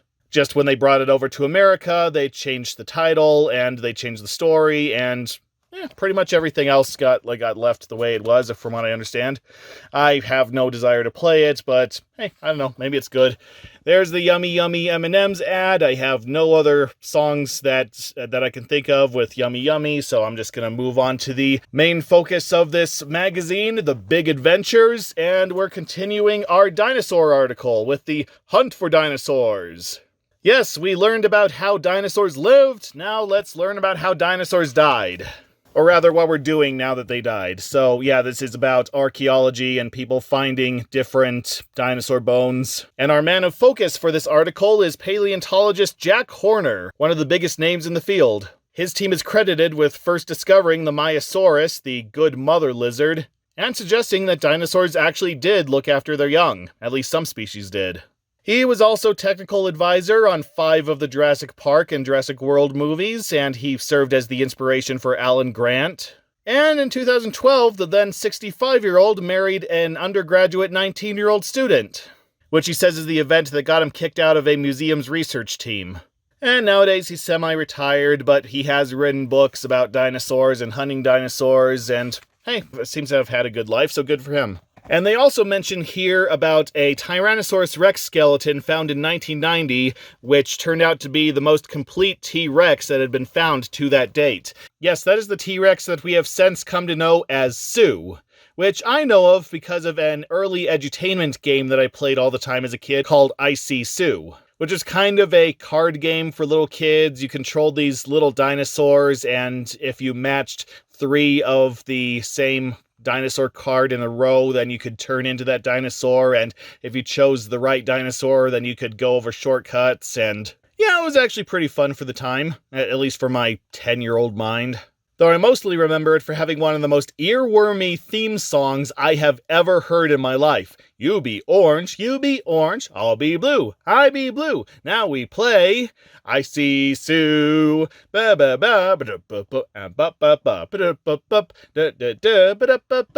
see Sue. Okay, I don't remember all the lyrics, but it's just that repeating rhythm that has gotten that song stuck in my head for time and all eternity. And unlike the dinosaurs, it will never go extinct. And here's a little bit about how they put together the dinosaur skeletons once they get them. Basically, it's like a jigsaw puzzle that they're able to make missing pieces for. So they look through all the bones that they have, they find out which ones are missing, they make plaster casts of the ones that are missing, and then they put them on display on whatever museum will afford them. And here's some of the earliest and most famous paleontologists, including Gideon Mentrell, whose wife, Mary Ann Mentrell, is credited with finding the very first dinosaur bones. Which I highly doubt, especially since in the last issue they did mention that ancient civilizations probably dug up dinosaur bones and thought that they were dragons or other mythical beasts. Honestly, I think Gideon Mentrell and his wife were just the first people to actually suggest that there were giant lizards that walked the earth, without the Church of England immediately pouncing on them and burning them at the stake as heretics. Yeah, thank God, literally, for that whole Reformation period. But it still took a couple decades for somebody to finally realize, hey, maybe if we found some dinosaur bones here, maybe we can find them there, and there, and there. Hey, maybe we can find them all over the world. Why don't we just start digging and see what we can find? And that was basically the start of paleontology and finding extinct species, and it also gave rise to the careers of Edward Drinkle Cope and O.C. Marsh, and they went and found dinosaurs, and they didn't like each other. They kept trying to claim that they discovered certain dinosaurs, they kept giving them different names, and scientists are still trying to sort out the mess even today. So if you think it's only recently that copyright law has ruined the world, no, we've always had a problem with giving credit where credit is due. Anyway, if you want to see some modern-day dinosaurs, here's some species that have been around since way back in the dinosaur period, including the crocodiles, of course. They probably chowed down on certain dinosaurs way back when. And the South American Hoatzin bird, I think that's how you pronounce it, but apparently the young have claws that fall off as they grow older. Also, like dinosaurs, they swallow rocks to help grind up the food in their stomachs. What had to happen in nature? What natural occurrence had to happen for a group of birds to just suddenly start swallowing rocks in order to grind up food in their stomachs, and those birds are the ones that survived? I mean, the chicken in Moana does something like that. It's considered one of the stupidest sidekicks in Disney movie history. So what had to happen for birds to not only start swallowing stones, but for nature to decree that those birds would be the ones that survive? I don't know. If you figure it out, I'm sure it's a fascinating story. Also living around the time of the dinosaurs was bacteria. Obviously, bacteriums are like the very first life forms of the planet. Algae, I believe that's like the second life forms on the planet. Cockroaches, of course. Spiders. Oh God, can you imagine how big spiders were back in the time of the dinosaurs? As I've said before, I have slight arachnophobia. Of course, it depends on the species of spider. Daddy longlegs, I have no problem with. Wolf spiders, maybe if there's a whole bunch of them and they're all jumping around and on me, then yeah, I can get a little freaked out, but from a distance, I don't have a problem. Tarantulas, I'm more fascinated by tarantulas than scared. I mean, I don't want them crawling on me, but most of them are just more interesting than scary. But then you have the black widow and the brown recluse and those giant 6-inch long spiders with the thin outstretched legs and the brown streak down their back. And yeah, that's the kind of spider that will literally paralyze me with fear. I mean, I won't even be able to get a scream out. That's just, I will not be myself for the next 5-10 seconds before my legs decide to start working again. So yeah, if I can't handle the 6 inches, just imagine dinosaur times when they probably grew to be like 3 or 4 feet long, you know, at 8-legged freaks level of giant spider. Ah! Though technically the ones in arachnophobia were more dangerous because although they were smaller, they were also very deadly and venomous. I don't know, I just don't like spiders in general. But here are some dinosaur books that you can read, learn more about dinosaurs if that's your thing. And I'm sure that all these books are still in date, still in print, still have relevant and current information. Here's a whole bunch of dinosaur museums you can visit. You know, there's like a dinosaur zoo that's very close to me, like maybe an hour's drive away, and I don't remember if I've visited it. Did I mention it in the last issue? Did I say that I visited it? Because now I don't remember. I think maybe when I was young, I visited it. Actually, I don't even know if it still exists. I did take my family on a drive-through dinosaur quest one time. They had all these animatronic dinosaurs standing around roaring. And yeah, that was $50 well spent, I think. But here are some facts about dinosaurs.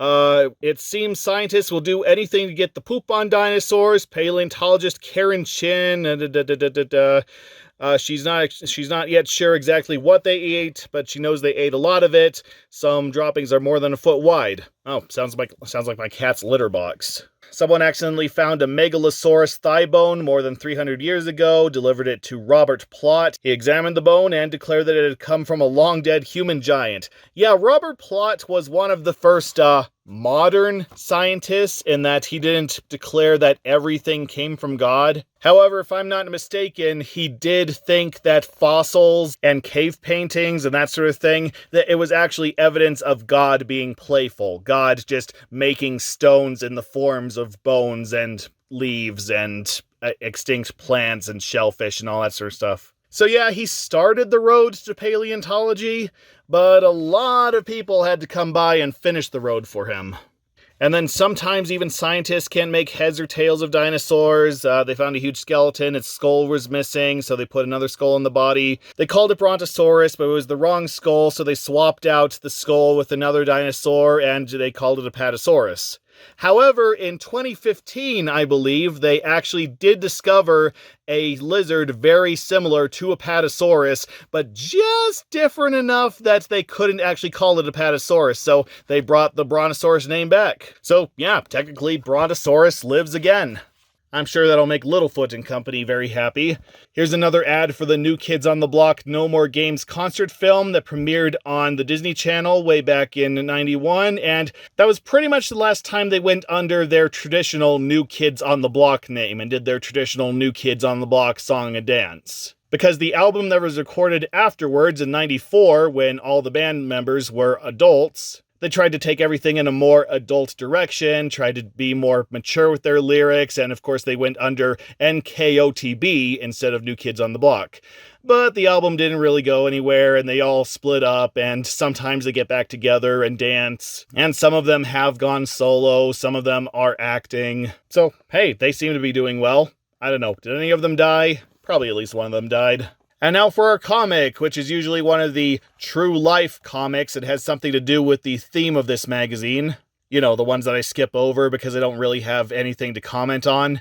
But we go back to prehistory, some 130 million years ago, where a santandactylist, an egg eater, is looking around for eggs, and he finds a better egg than the one that he had, and he decides to go for that egg instead. And yeah, like the other comics of this kind that we've come across, I'm not going to be reading through this and providing commentary because there's really nothing to comment on. It's just a historical drama about an event that could have happened during the time of the dinosaurs. I mean, it is a story, I'll give them that. It is an actual story. It's not just people on some vague trip and they're just repeating facts that we've already learned from the article that we just read. So let's just summarize. So like I said, this flying pterosaur, it has an egg and it sees a bigger egg, so it goes for that egg instead, and it gets the egg and that makes a kentrosaur very angry and it drives it off. But meanwhile, the egg that the pterosaur drops, it gets pushed into the nest as a replacement for the egg, and it turns out to be a little Allosaurus. And of course we get one of those misfit stories where the Allosaurus, although weird, although of a different build and different species than the rest of the herd, gets adopted by the herd, and it grows up as a kentrosaur, even though it eats giant insects, so it's kind of like Chomper from The Land Before Time. And the dinosaurs continue to grow, including the Allosaurus, but one day the herd has to move on, has to go find a new place for food, and the herd goes off to find the Great Valley, I guess, but at some point the carnivorous instincts of the Allosaurus kick in, and it gets in a fight with one of them, which results in the elder dinosaurs expelling it from the herd, so it has to go off on its own.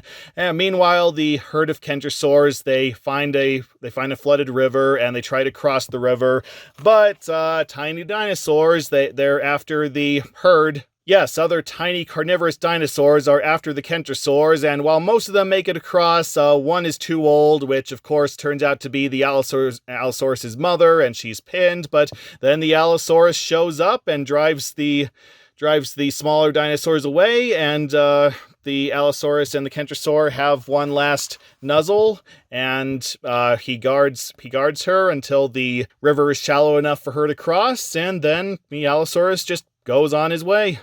So yeah, pretty well paced, pretty well written. I don't know if all the narration boxes were necessary, but a great dinosaur story told without any of the dinosaurs having to say anything. So automatically much better than the actual Disney's dinosaur movie we got.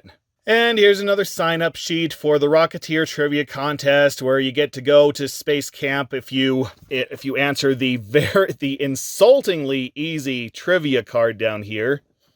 Yeah, we went over this in the last issue. Yeah, Rocketeer fly, yeah, da-da-da-da-da-da. Even if you haven't seen the movie, even if you've just seen the poster, you know all these questions. I don't know, the studio was just desperate for anybody to see the movie at this point.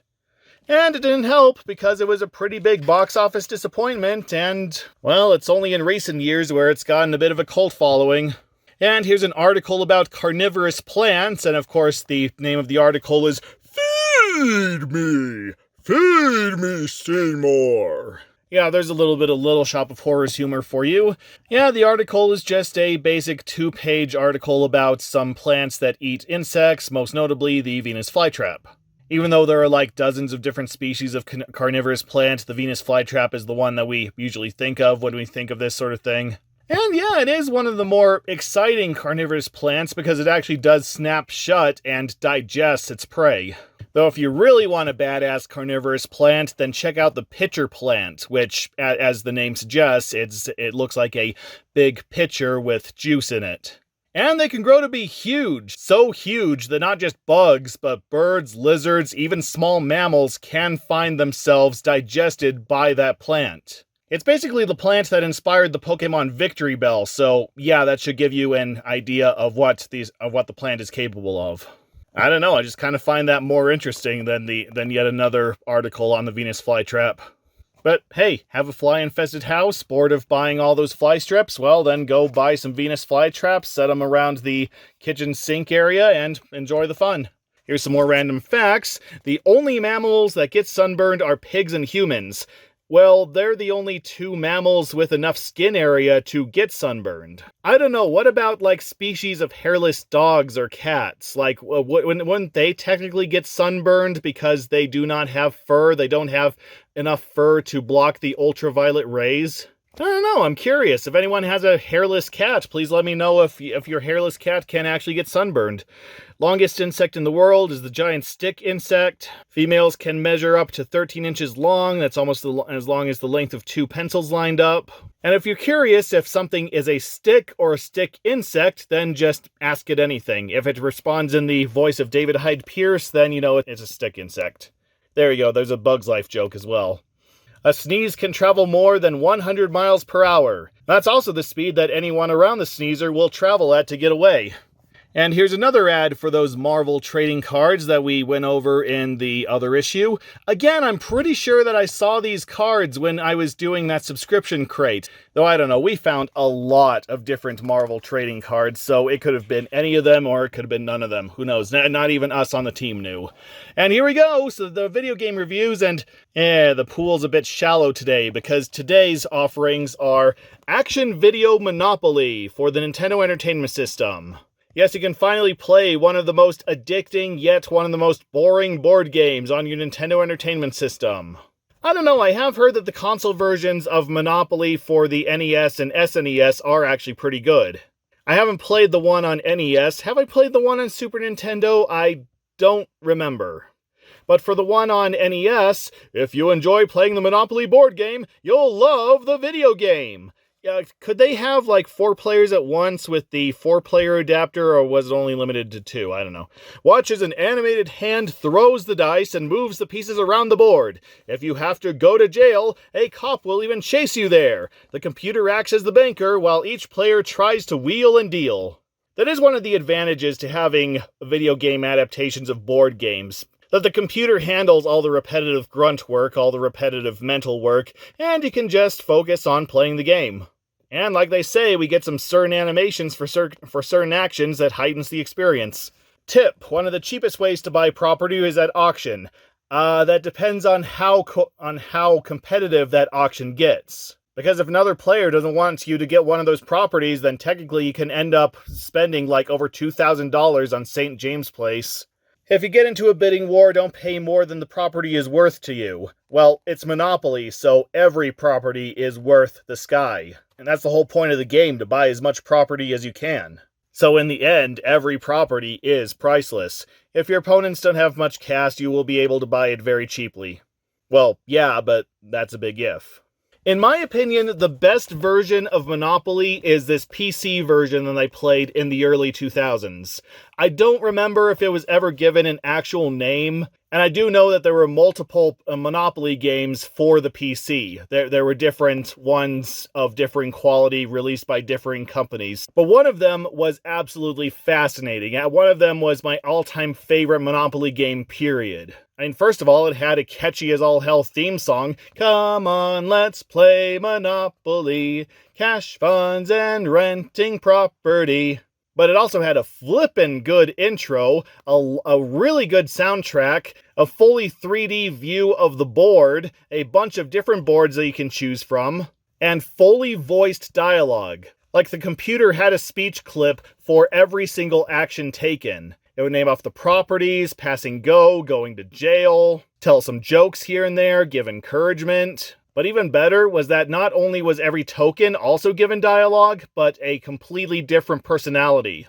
So the shoe was portrayed as an old-timer, and the battleship as an old ship captain. The top hat was a big-time ritzy spender. Thimble was an old woman, I think. Dog was voiced like a dog, like a Scottish Terrier. I don't remember the other voices, but it was just the personality that was put into that game that made it incredible. It's not only one of my favorite board game adaptations, it's one of my favorite games of all time. I used to play that with my mom all the time. Oh, and it also had a wide range of rules that you could customize, far more than any other Monopoly game I've ever played. And yeah, it's kind of spoiled me on board games since then. It's kind of spoiled me on Monopoly stuff. I do have a Monopoly game for my Xbox, and it's nowhere near as fun. It's nowhere near as good as the PC game that I remember. That's the Monopoly game that I will always have fond memories of. Well, that and my Pokemon Monopoly that I had when I was like 10. Also, the less said about the PC version of Star Wars Monopoly, the better. And the other game is James Pond, Underwater Agent. Yes, this is that game for the Genesis that's kinda, sorta an underground classic, an underground cult hit. Like, it didn't gain that much traction when it was first released, but since then it has been given a bit of a reappraisal, and there are groups that see this as an overlooked classic. I don't know, I played a little bit of it, and I could never get into it. Also, yeesh, that could not be any more overexposed. The oceans of the world have become dangerous. It's up to Secret Agent James Pond to rescue trapped lobsters, prevent oil spills, save fish from toxic waste, and rescue mermaids in distress, especially the mermaid from the upcoming Little Mermaid live-action remake. Yes, please save that mermaid by preventing that movie from even happening. Being a fish himself, James's only weapon is his ability to bubble. He can also use things he finds on the ocean floor. Tip: there are many underwater secret rooms that contain special items and treasures worth extra points. Remember, never enter the same secret room twice. I'm sure anyone who's played the game knows what that means, but I don't. Actually, I have played the sequel, the James Pond sequel, because I was trying to do a bunch of Christmas Let's Plays way back when, like during my direct-to-disaster days. And surprisingly, there are very few Christmas-themed video games. It's just, for some reason, they decided to make James Pond 2 a Christmas-themed video game. So I played that for like an hour, and I remember being very frustrated with it because it had some of the slipperiest controls I've ever experienced in a game, so I really don't remember that much about it. I do know that the demo version of it technically has more levels, which are accessed by using the level select cheat on the demo disc versions of the Amiga version, I think it is. I don't know, I just heard that from a video game critic who's much more in the know about these things than I am, so what do I know? And here's another subscription card, surprisingly a different design than the other subscription card we just saw. And you know that this subscription card is serious because it has Balky here shouting, "Yes!" So remember, subscribe to Disney Adventures or Balky will think you're ridiculous. And that brings us to our next Tailspin-themed comic, A Night on the Town. I can't believe how hungry I am. Look at yourself, Baloo. You're gonna waste away. I need some food, fast. But how? I'm broke. Even Louie doesn't accept buttons and lint for those beautiful banana specials. You know, I believe there was a Tailspin episode that actually centered around Baloo trying to lose weight, and he was supposed to go to a weight loss resort, but accidentally ended up on a prison island, though he didn't realize it until halfway through. And of course, it was all so he could take his boss out for a dance, because, again, Baloo and Rebecca have a very uneven employer-employee relationship. Hey, Rebecca, how can I mooch some moolah from her? Honestly, at this point, I'm surprised you're not like $100,000 in debt with her, or whatever they use for money. I don't remember. Uh-huh. Ding! Why, hello, Miss Cunningham. Long, hard day you've had. And I have a lot of things yet to do. Now scoot. But all work and no play isn't good for you, Bex. You need some bare necessities. I'm not talking about those dance numbers you make me do every Tuesday.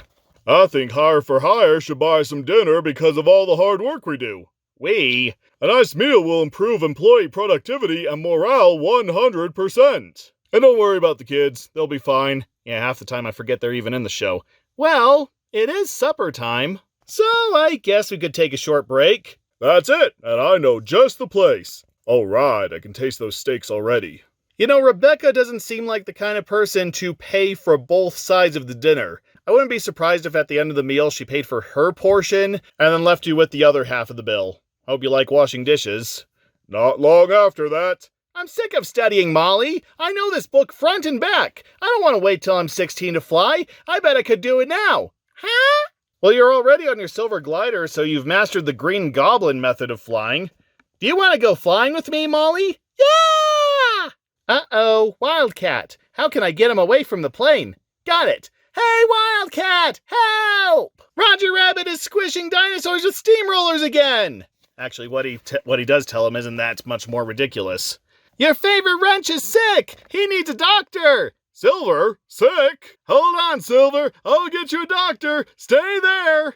I was gonna joke that he's a remnant of the hippie drug culture from the 60s, but apparently the show takes place sometime in the 30s, so, I don't know, he spent 3 years in a Chinese opium den. Come on, Molly! Are you sure you can make us fly, Kit? Sure, I won't have any trouble, trust me. Now where's the gear shift on this thing?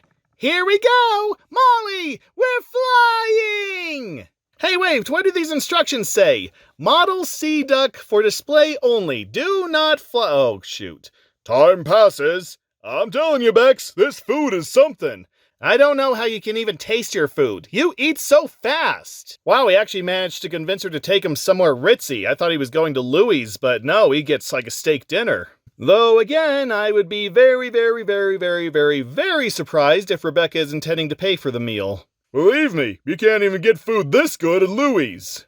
Though he does have this cool trick where he shoots bananas at you with his feet, but I'm guessing you wouldn't be that interested in that. Holy Toledo, where is this city in relation with the seaport? Because I'm pretty sure a plane that big would not manage to get into the middle of the city without being immediately shot down. Yes, even in the 30s. Well, I hope you're enjoying this meal, Baloo, because yeah, she's probably going to say that she's not paying for it, but he cuts her off. Yeah, excuse me, Bex. I gotta use the little pilot's room. Don't move, I'll be back. Well, Britches, what are you doing? I gotta stop him before he hurts himself. Or Rebecca finds out and she hurts me. Well, technically, this isn't your fault. You didn't exactly leave the keys in the ignition, you left them with Wildcat, so it's Wildcat's problem here. Over the city. Can't you go any faster, Kit? Just watch me, Molly. Hold on. Elsewhere. Wildcat, what's going on? Poor Silver! He was so healthy yesterday! What are you babbling about? What happened to Kit? Is Molly with him? Kit and Molly? Are they sick too? Again, like Jeff and Lester from Chuck, they're only good at that one thing, but they're so good at that one thing that you have to keep them around. Oh, brother. Come on, we need to find us another plane pronto! Especially since I'm in the middle of repairing the Sea Duck. And that is the most accurate picture of someone who has come to a horrible realization I've seen in quite some time. You know, I'm starting to think that the artists who worked on the Tailspin comics had the most fun, because these comics have given us the most meme-worthy images out of all the other Disney comics we've seen. What? Well, in that case, I'm pretty sure you're supposed to pull the ignition cord or something so it doesn't start up if somebody tries to start it up, but it is Wildcat we're talking about. Back downtown. What was that, Kit? I don't know, Molly, but it doesn't sound good. I'm not having fun anymore. I want to go back. Okay, Molly, give me a minute and we'll head home. The engine sounds awful and the steering doesn't sound right. I think we're in trouble. Where's Papa Bear when I need him? Well, he's off getting CGI plastic surgery so he can be voiced by Bill Murray. Come on, plane, fly right. I can't! Molly, what? Oh my gosh! She was a gremlin this entire time! Oh, no, wait, I mean... Kit! My seatbelt broke! Help me! How do you even... So she went from the passenger seat in the front and was somehow thrown back with such force that she burst open the back door and there was just a parachute right there. Like, where did she get that? Was that part of the seat or did she grab that on the way out? Or was that already holding? No, that wasn't already holding onto the plane. I mean, good thing for her it was there. We've caught him, Wildcat. Take the controls. I gotta save Molly. Come on, plane! Work! If only you had one of those voice recognition doodads you got a couple comics ago. Uncle Baloo! Help! Keep your britches on, kid! I've almost got you!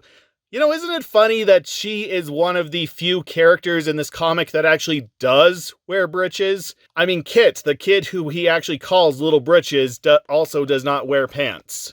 Gotcha! Let's tow him out, Wildcat! No problem. Watch this. Hold on to your seatbelts, little britches. Way to go, Papa Bear. Wait, what? So somehow he managed to catch onto the parachute, tie it to the back of his plane, and then the parachute somehow wrapped around the front of the sea duck, and somehow both planes are flying at the exact right level in order to stay in the air, especially since the sea duck is twice the size as that plane?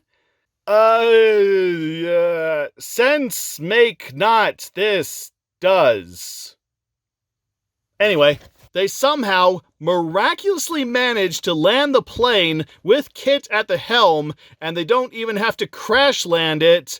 Honestly, in this case, I would give Kit his pilot's license if he was able to do that. And I know what I did was wrong. I did what I wanted rather than what was best for me. And? I could have been hurt really bad, and I'll never ever do it again. Unless, of course, the plot demands it. That's better. 'Cause I was worried about you, little britches. Hello? Yeah, it's for you. Rebecca? Oh me, oh my, am I in trouble now? Can I get anything else for you, madam? 1 frying pan, large, blundering oaf size, please, and step on it. Alright, fine. In this case, Baloo was a bit of a douche, and Rebecca didn't do anything to make me hate her this time. But, like I said, it's technically not Baloo's fault. It's Wildcat and Kit's fault. So I think it's admirable that Baloo looks ready to take the blame and not throw them under the bus. Also, why is Rebecca so sore right now? It doesn't even look like she's paid for the meal yet. So just tell Baloo to get his fat butt back and make him pay for the whole thing.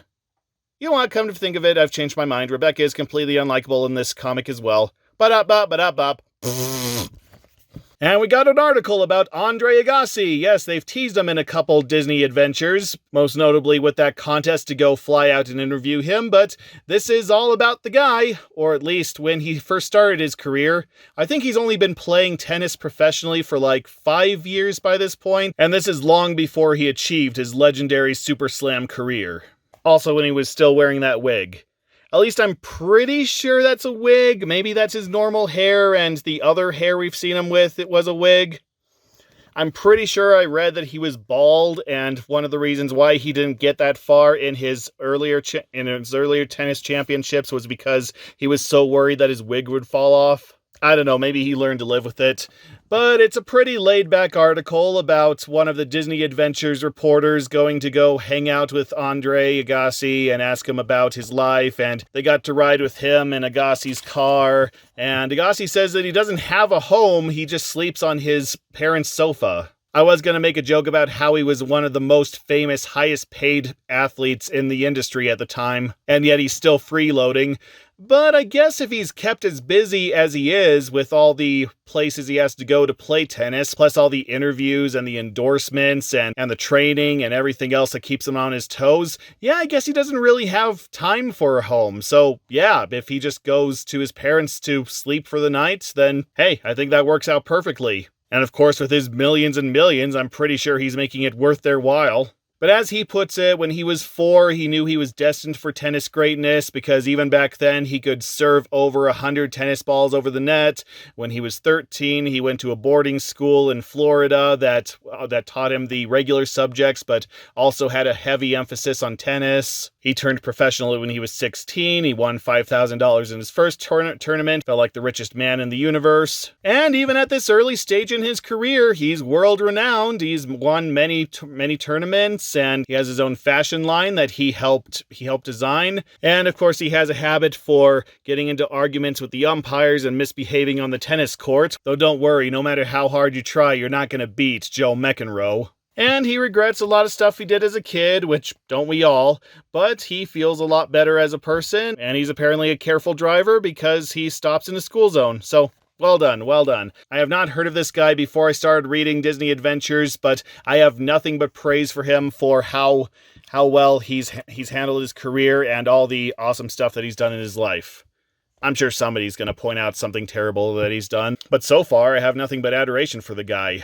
And speaking of tennis champions, we have teen tennis queen Jennifer Capriati, who at the time was one of the youngest, if not the youngest, tennis players to go professional. achieving that status when she was just shy of 14 years. So yeah, she was another famous tennis prodigy, somehow managing to balance her career in tennis with her school and personal life, and she walked away with a whole bunch of medals, including winning several Grand Slam tournaments, and she took the gold in the 1992 Olympics. And then in 1993, she took a break from tennis to focus on her personal life, during which time she was arrested for assault and marijuana misuse, but managed to recover, and by 1998 went back into the tennis playing field, and that's where she did her best work until personal injuries ended her career in 2004. And then apparently she was on a reality show in 2009 that didn't really go anywhere. And unfortunately, the most recent news that anyone has heard of her was in the early 2010s, where she was suffering from huge drug overdoses and where she was arrested for assault and battery on a former boyfriend. So yeah, I guess you could say she's one of those child stars that didn't really transition successfully into adult life. But hey, to be ranked the 9th best female tennis player in the world and to have a Genesis video game based on you, well, I'd say you've accomplished more in 14 years than a lot of other people have accomplished in a lifetime. And here's yet another tennis-themed article about the kids who run up and down fields grabbing the tennis balls as they're knocked away. And quite a few of these tennis ball kids become sports stars themselves, including, of course, John McEnroe. Which, yeah, considering the arguments he got in his career, he definitely had a lot of balls. They're also there to clear distractions from the field, including moths, and one-time French tennis star Yannick Noah flubbed a shot, handed his racket to one of the ball boys and told him to play for him. And the kid took him seriously, serving several shots before Noah realized what was going on and finished the match. Wouldn't it be something if the player actually stormed off the field and didn't look back, and the kid actually won the match for him? Sounds like a sports star movie worthy of the Disney Channel. And if you're interested in this, then contact the headquarters of a tennis tournament near you. You know, if they still do that sort of thing. They probably do. Think about it. Knowledge is power. Train your brain. Read. Yeah, most of the reading I do nowadays is comics and, of course, Disney Adventures, so I guess I'm technically doing that, And here's the continuation to the Casebusters story that they first started in the last issue. And like I said, I'm not going to read these. For one thing, I think they're copyrighted. I believe that they republished these in actual books, so I'm probably already in trouble just by showing these pages, so I don't want to add an unlicensed audio reading to that. Plus, I think it's more exciting if you read these things yourselves, or at least hear them from somebody who actually has a voice for audiobooks, which I clearly do not. But okay, here's a page. Here's 2 pages. And here's the final 2 pages. You got all that? Okay. And yep, here's that survey they were talking about on the front cover. Would you like to take a survey? Do you eat beans? Would you like to see a new movie starring George Wendt? Do you eat beans at George Wendt movies? Would you like to see George Wendt eating beans in the movie? How many beans do you eat at George Wendt movies? Would you like to see George Wendt making a bean-eating movie? And so on and so forth. But apparently this is yet another contest, and if you return the survey by August 31st, 1991, you'll be entered into a drawing. 25 first-place winners will receive a cassette from Hollywood Records' hot teen sensation, The Party. You know, I wouldn't be surprised at this point if they were so desperate to promote The Party that they were just giving the cassettes away. And then 150 second-place winners will receive a special pack of music cards from ProSet. Probably the more valuable thing in the long run. Alright, obviously I am decades late for this contest, but I'll fill out the survey, why not? Let's start at the top. My favorite kinds of music are... Well, I like all kinds of music, truth be told. I don't think there's a genre where I don't like at least one song. I mean, I'm not that into rap or soul, speed metal, reggae, R&B... But I can name a couple songs in each genre that I like if I'm given enough time. I can't name them off the top of my head, but I do know that I like everything. I mean, nowadays I'm more into the easy listening thing. I like listening to piano music and Celtic music, you know, stuff that I can listen to concentrate and focus on writing. But when I'm in the car, I like pop hits of the past and the present. My favorite male singer is... I think I would split that between Michael Jackson, Steven Tyler, and Mick Jagger. Oh, and Sting. Yeah, I'm sorry, I can't decide.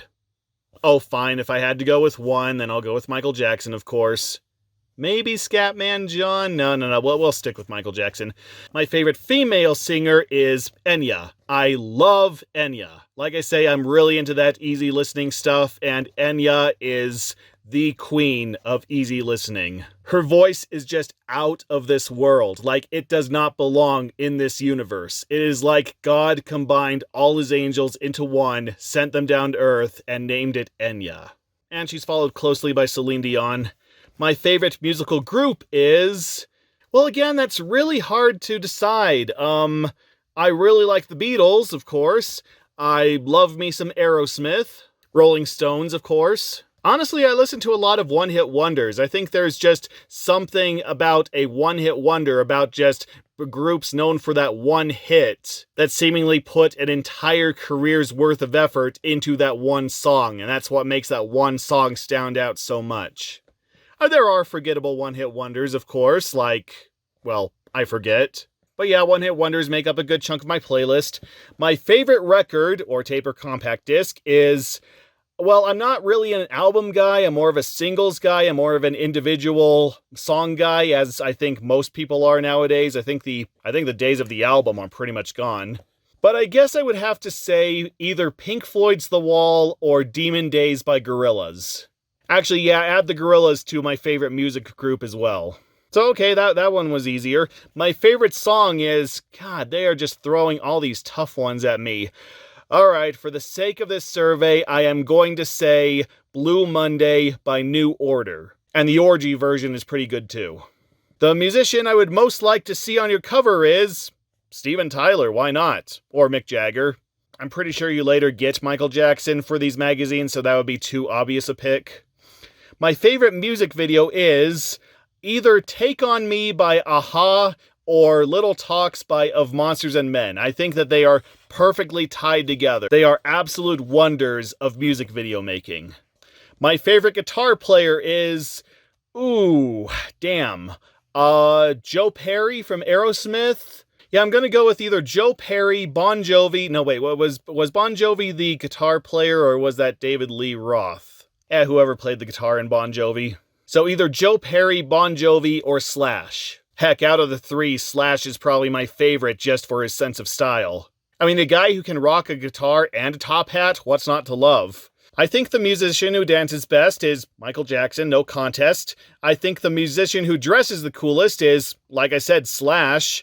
This is what I would ask my favorite musicians. I don't know, I guess I would ask Enya how she does that with her voice. Because like I say, her voice does not belong on Earth, it's just too pretty. Your name, date of birth, I'm not going to bother with that part. So there you go, that's a little peek into my personal life, into my preferences for media, and now you hate me even more. Here's another ad for Pro Music Cards, which is a little different. That looks like an album cover right there. That looks like something you'd see from the Butthole Surfers or something. Am I going to get demonetized because I said the Butthole Surfers?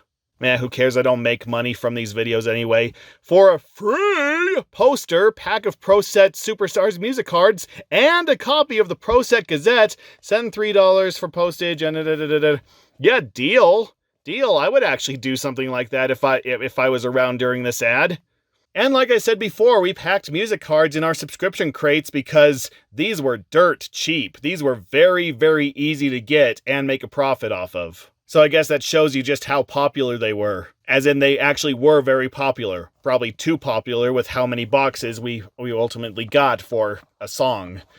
And we finally reached the puzzles section. So in the swim, it's time to hit the pools and the beaches. There are 26 words related to swimming hidden in this word search. Can you find them all?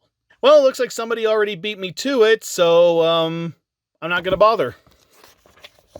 Here's another one of those mazes. Again, it looks like somebody already saved us the trouble. So next, what's wrong with this picture? Can you find 10 or more mistakes in this beach scene? And again, somebody has already beat us to it. So let's see. I guess somebody's arm is clipping through one of the handrails. Changing room, staying the same room. I don't know, I could see somebody on a beach jokingly labeling the lounge room the staying the same room, why not? Snack Shack, hot dogs, linoleum, and ice cream. Well, who says that the Snack Shack doesn't have linoleum floors? I think that's perfectly valid. And they also grew a little apple tree in there. Hey, wonderful decoration. I don't see anything wrong with that. Candy, soda, hamburgers, please leave beach to eat. Well, that's just reasonable. There's a guy lying on the boardwalk, but I've seen people that inconsiderate before, so... Now there's a kid with a dog on the beach. Now that is just unacceptable. Somebody has built a Sandman. Really, the only thing wrong with this is that the kid is wearing winter clothes. Somebody has lost their pet ostrich. Again, I don't think there's really anything that out of place there. Somebody's building a skyscraper out of sand. Again, that's perfectly valid. This kid has 6 fingers. Again, I could still see something like that happening. Also, this kid has thrown his frisbee so hard it's broken half. And somebody has cut this man in half. So whoever has to comb the beach that night is going to get a nasty surprise at the end of the day. There's a cactus. Somebody brought a cactus to the beach. Don't see anything wrong with that. All right, fine. I can't defend this one. Some housekeeper is vacuuming up all the sand. She'll sweep it clear and off a year if she doesn't mind the work. Now this guy I am jealous of. He is on a raft eating a steak dinner by candlelight. That is not a mistake. That is something I want to do. Now here's the biggest mistake of all. That Madonna has taken time out of her day to play with 2 kids. That is the most wrong thing out of everything. Sunny days sweeping the clouds away. Na, na, na, na, Sesame Street. Open up your pen and let some sunshine in. Each clue is for a word or phrase that contains a little sun. For example, ice cream treat might be Sunday, while heat blistered might be sunburned. All right, let's give it a shot. Ancient timekeeper, sundial. They already filled that one out. Southwestern states. Don't know that one. Protective lotion, that's sunscreen. Butch Cassidy's sidekick, that's the Sundance Kid. What you get at the beach, well, I want to say sunburn, but there's only 3 letters there, so... I don't know. Dust collecting ray. Sun... Yeah, I don't know. Jeweled brooch, no, I don't know that one. Wide-brimmed hat, nope, type of terrain, sunroof, maybe sunroof. Then shades is sunglasses, of course. Fried egg is sunny side up, I understand that one. Ultraviolet instrument. Nope, don't know that one. Small sailboat. I feel like I should know that one. Sun Racer or something like that, but I can't name it right now. And then tall yellow plants. Well, that's obviously sunflowers. So I scored, 3 out of 14? That's a big F. Of course, not the only F I've ever seen in my life. And we're done with the puzzles, and here's an ad for the revival of the Mickey Mouse Club that was on in the late 80s, early 90s. And this is where a lot of Disney Records' early musical acts came from, including the members of the party that they keep mentioning. So yeah, if you want to see a bunch of preteen kids dancing around to music that was kind of sort of famous for the day, that they weren't exactly chart toppers because that would be too expensive to get on the show, but they were still from a record that kids probably bought, well, I'm sure they have some episodes of the show around somewhere. Here's the answers page. All right, what are the sun things? Sundial, sunbelt, sunscreen, Sundance Kid, suntan, sunbeam, sunburst, sunbonnet, sundeck, sunglasses, sunny side up, sun lamp, sunfish, sunflowers. No, I'm sorry, what was the sunfish one? What was the sun... Small sailboat. I have never heard a boat called a sunfish. I know of the fish sunfish, but I've never heard of a boat called a sunfish. Whatever, just shows how smart I am. And here's the Captain Crunch thing again. I'm pretty sure we've seen this already. It's the Crunch Games! And if you can find the Crunch Berries and their bush, the Peanut Butter Crunch Bird's egg, and the Guppy, I'll send you a surprise! Again, somebody's already beating us to it. There's the bush, and there's the Crunch Berries, there's the Guppy, obviously, and there's the egg, which for a long time I thought was the bush, but no, it's an egg. So I'm glad we finally resolved that madness. And in our next issue, we get to see Macaulay Culkin. Ah! Like I was saying, it's amazing how we associate him with that scream, even though he wasn't screaming for the same reason he was on the cover. But we get to see Macaulay Culkin, Great Escapes, Grizzlies, St. John Smith from volleyball. Wow, you're really running out of sports stars there. So I guess we'll check on that in the next issue. And finally, well, almost finally, we have some advertisements for the Game Boy games Mickey's Dangerous Chase and Who Framed Roger Rabbit. Now, I haven't really played either one of these, but from what I understand, Mickey's Dangerous Chase is mostly just your standard walk right platformer. Though from what I hear, it's actually pretty good. It has gotten good reviews for what it is. And then Who Framed Roger Rabbit is kinda sorta based on the NES, on the infamous NES game, except you're controlling Roger Rabbit instead of Eddie Valiant, and a lot of the mechanics are simplified. That's just what I've heard. I will probably never actually play it, so hey, tell me how good it is if you've played it. And here's another Starburst ad. Have we seen this one? I don't remember, but it's for Tropical Fruit Starburst, and it's a good thing that these kids finish their treehouse on time because they are getting blasted by a wave of fruit. That is not going to do wonders for the wood. And there you have this week's issue of Disney Adventures. What have we learned this week? That even before his career started, Hulk Hogan, by his own admission, had a big head. That an 8-page comic that shares elements from Disney's Dinosaur is still better than Disney's first computer-animated movie. That Mayim Bialik can legally sue the original uploader of Keyboard Cat. And if you ever find yourself face-to-face with cartoon dinosaurs, just run a steamroller over them. There, I think that covers us for the week. So if you enjoyed the video, and even if you didn't, please remember to like, comment, and subscribe. It's how these videos get noticed, and maybe one day I'll be able to make a living off of it. And if you want to be really awesome, please check out my Patreon and toss a few bucks my way. For $1, I will be listing you at the end of these videos, and for $5, I will be shouting your name to anyone who watches this video, so that they will all know just how awesome you are. But whatever you decide, stay awesome, be happy, be safe, and I will see you next time for another issue of Disney Adventures.